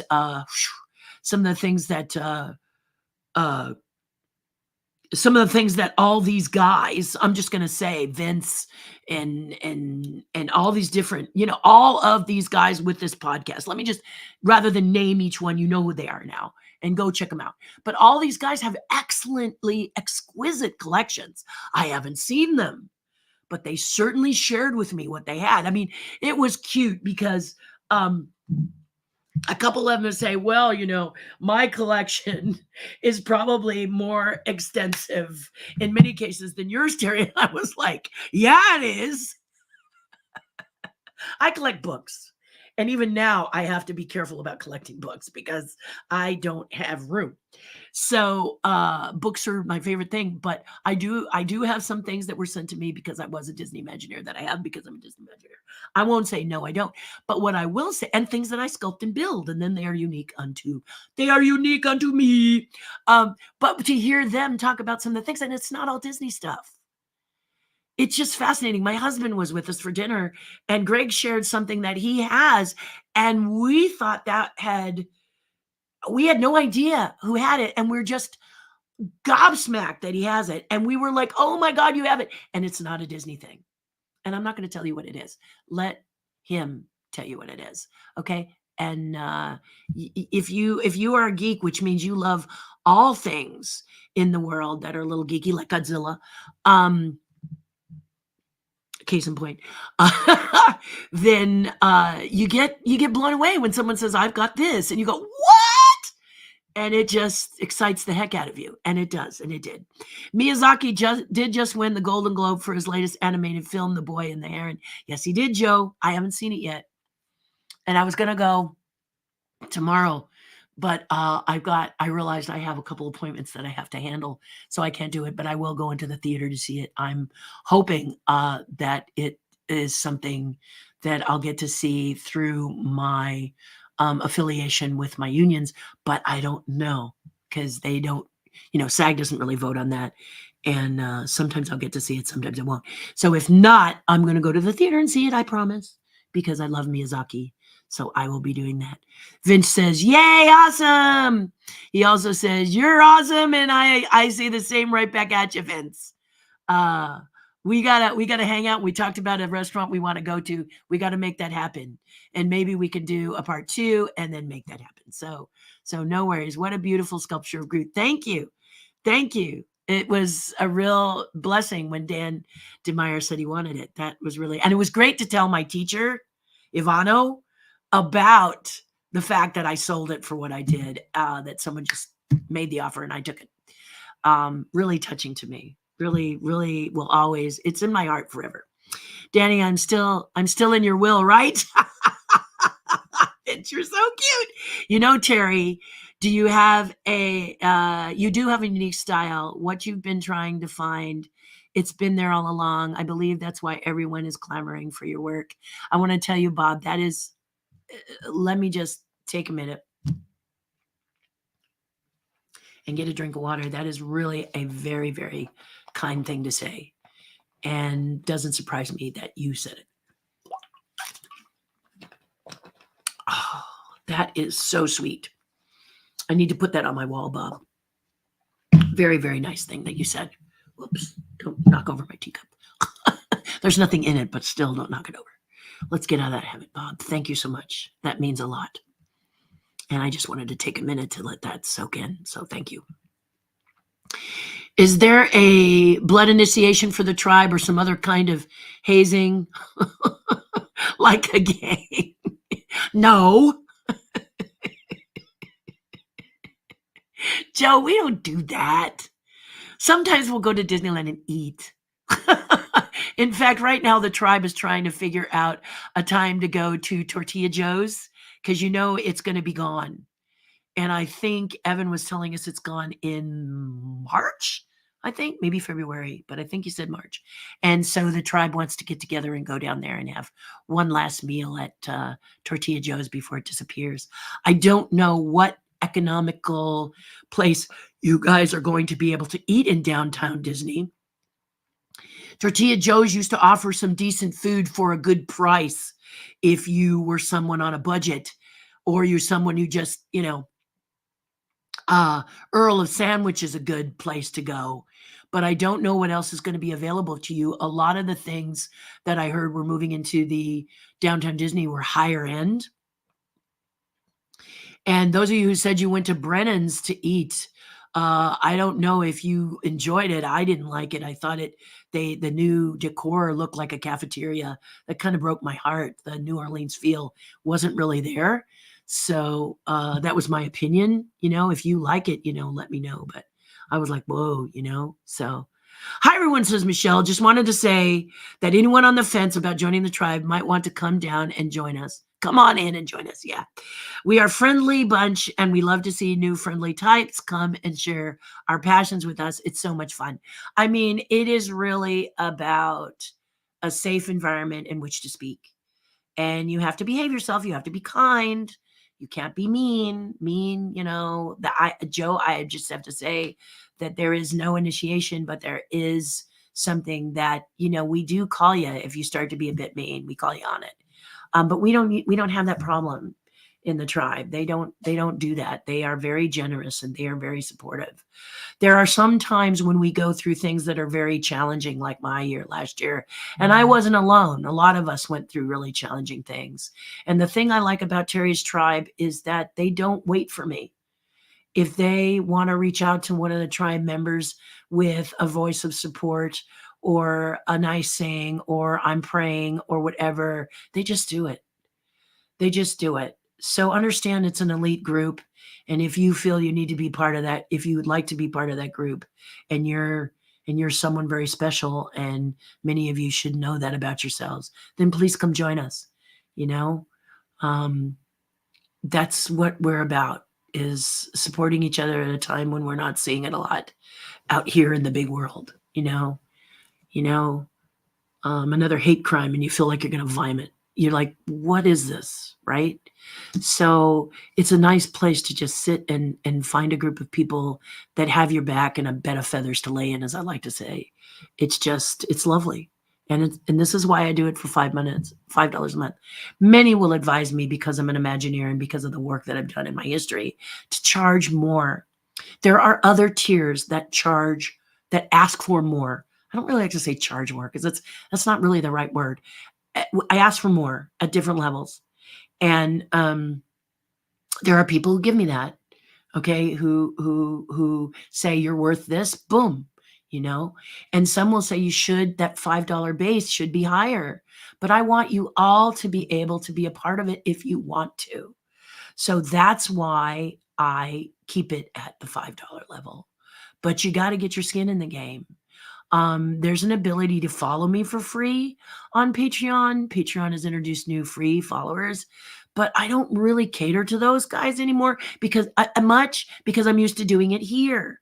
This is where I take care of you guys that are someone who wants to follow for free, and then I take care of the paid Patreons, the people who have skin in the game, if you will, on my Patreon page. Okay, so it's not that you can follow me for free, but I don't know if you'll get much out of it because I don't really pay attention to that leg as much as I pay attention to here. You follow me? And again, it's just me being honest. I'm just opening up to you and being honest, It's my habit and it's my path. I'm not real good with social media. I'm better. I'm always getting better, but I'm not savvy at it. And it's worked for me at 66. So it takes focus.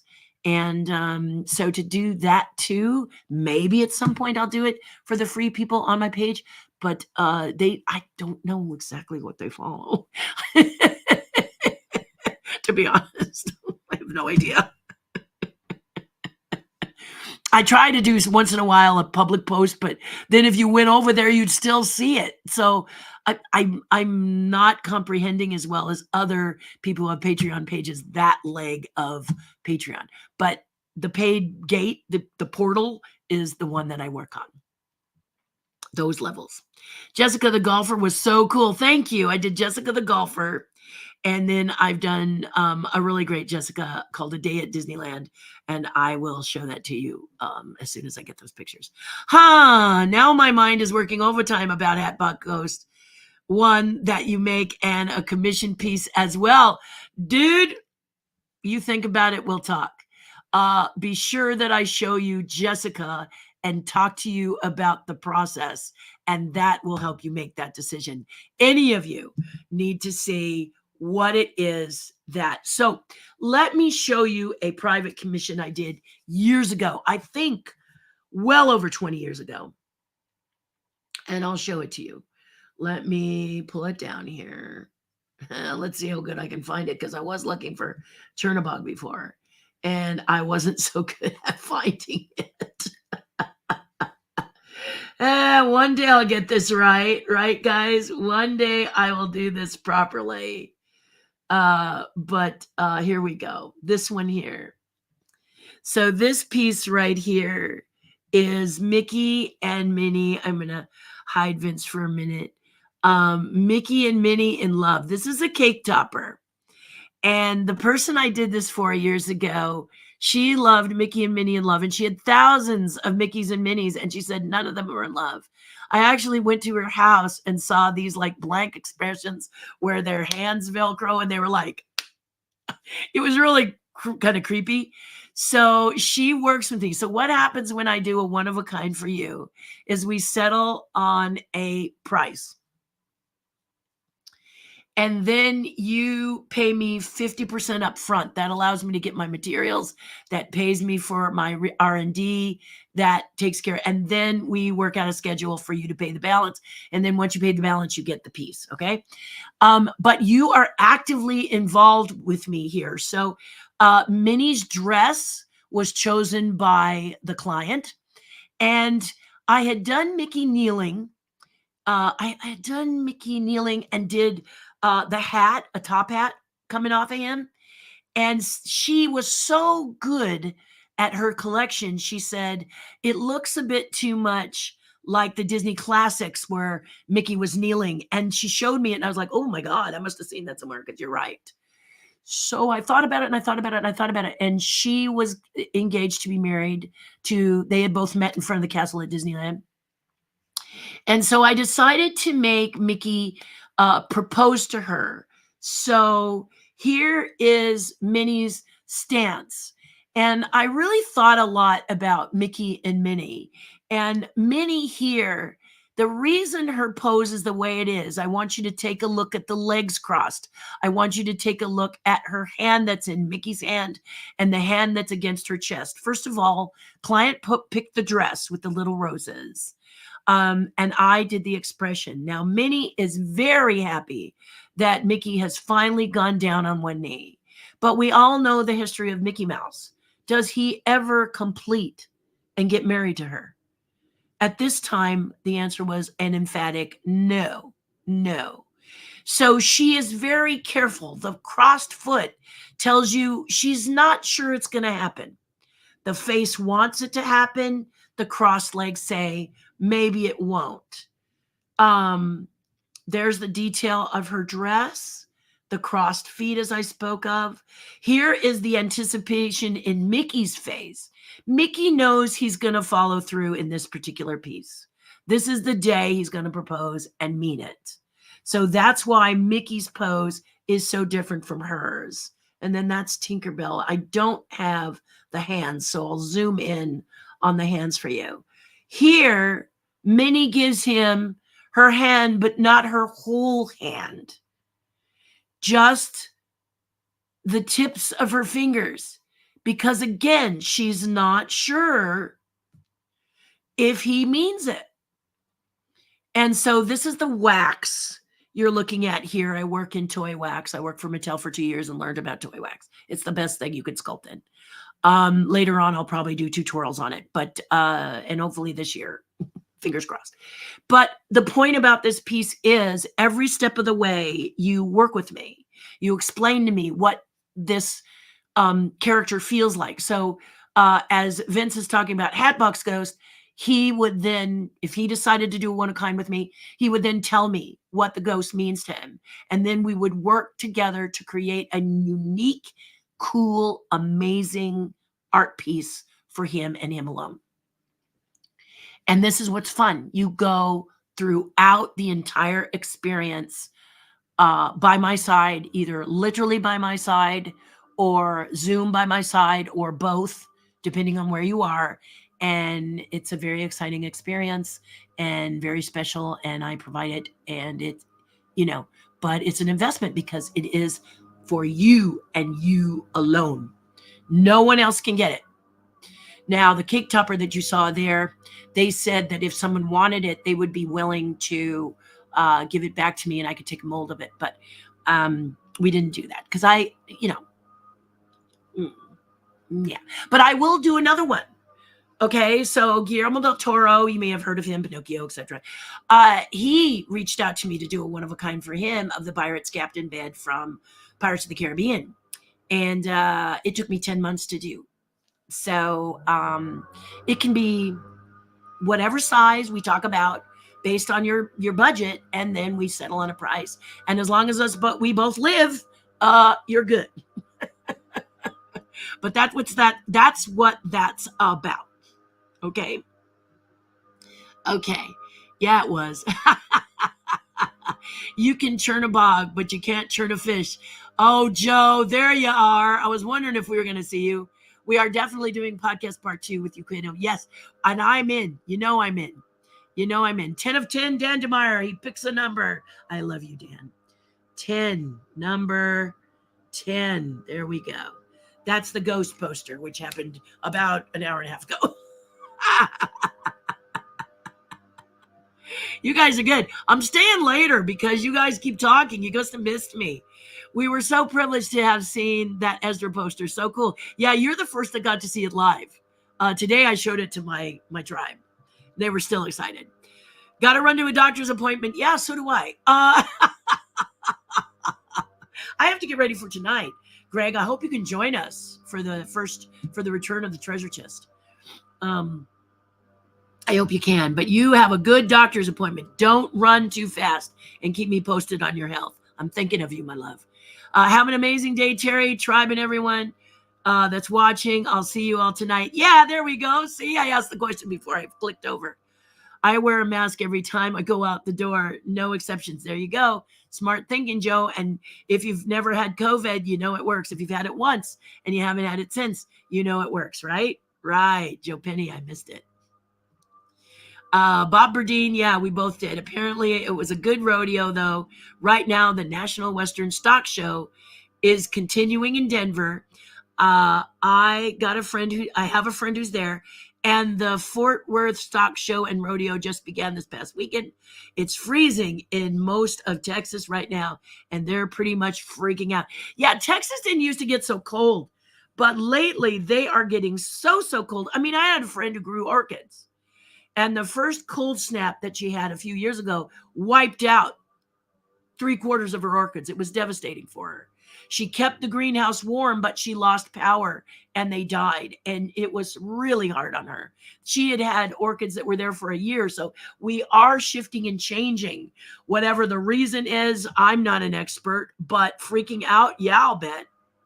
Joe Penny, yes, Skipper lives in Colorado, and he said it was 5 degrees, I think, today was what David said.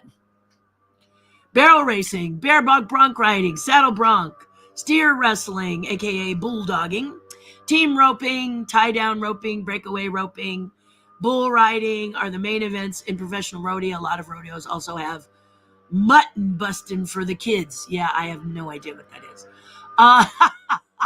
But there you go. And that's what I'm talking about. Share with people things other than Disney. And it doesn't become Disney centric, does it? Hello, Egypt. Good to see ya.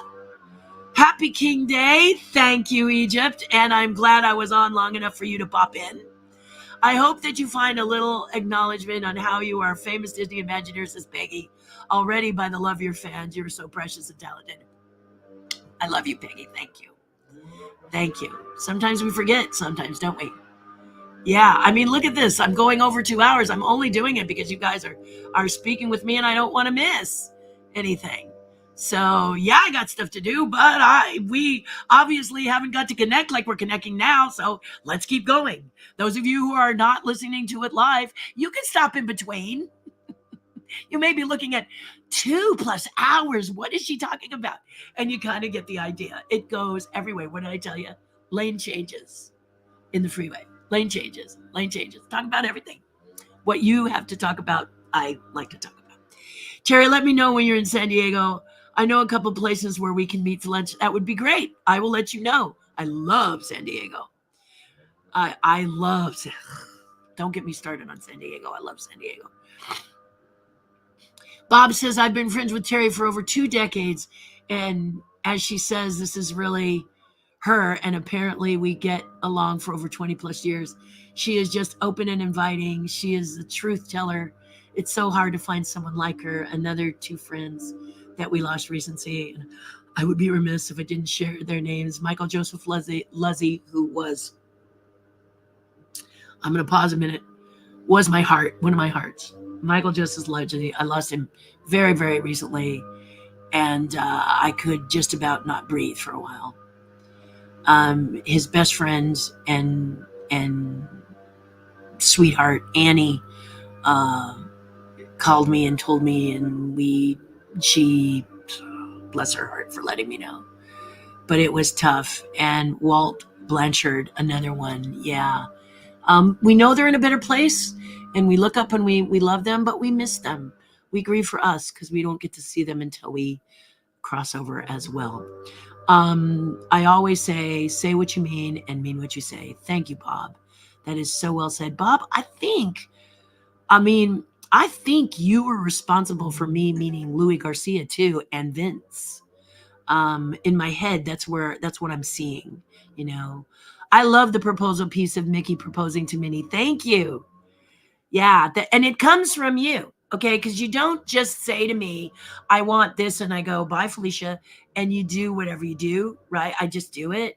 No, you're a part of it with me. You are actually going through the process with me.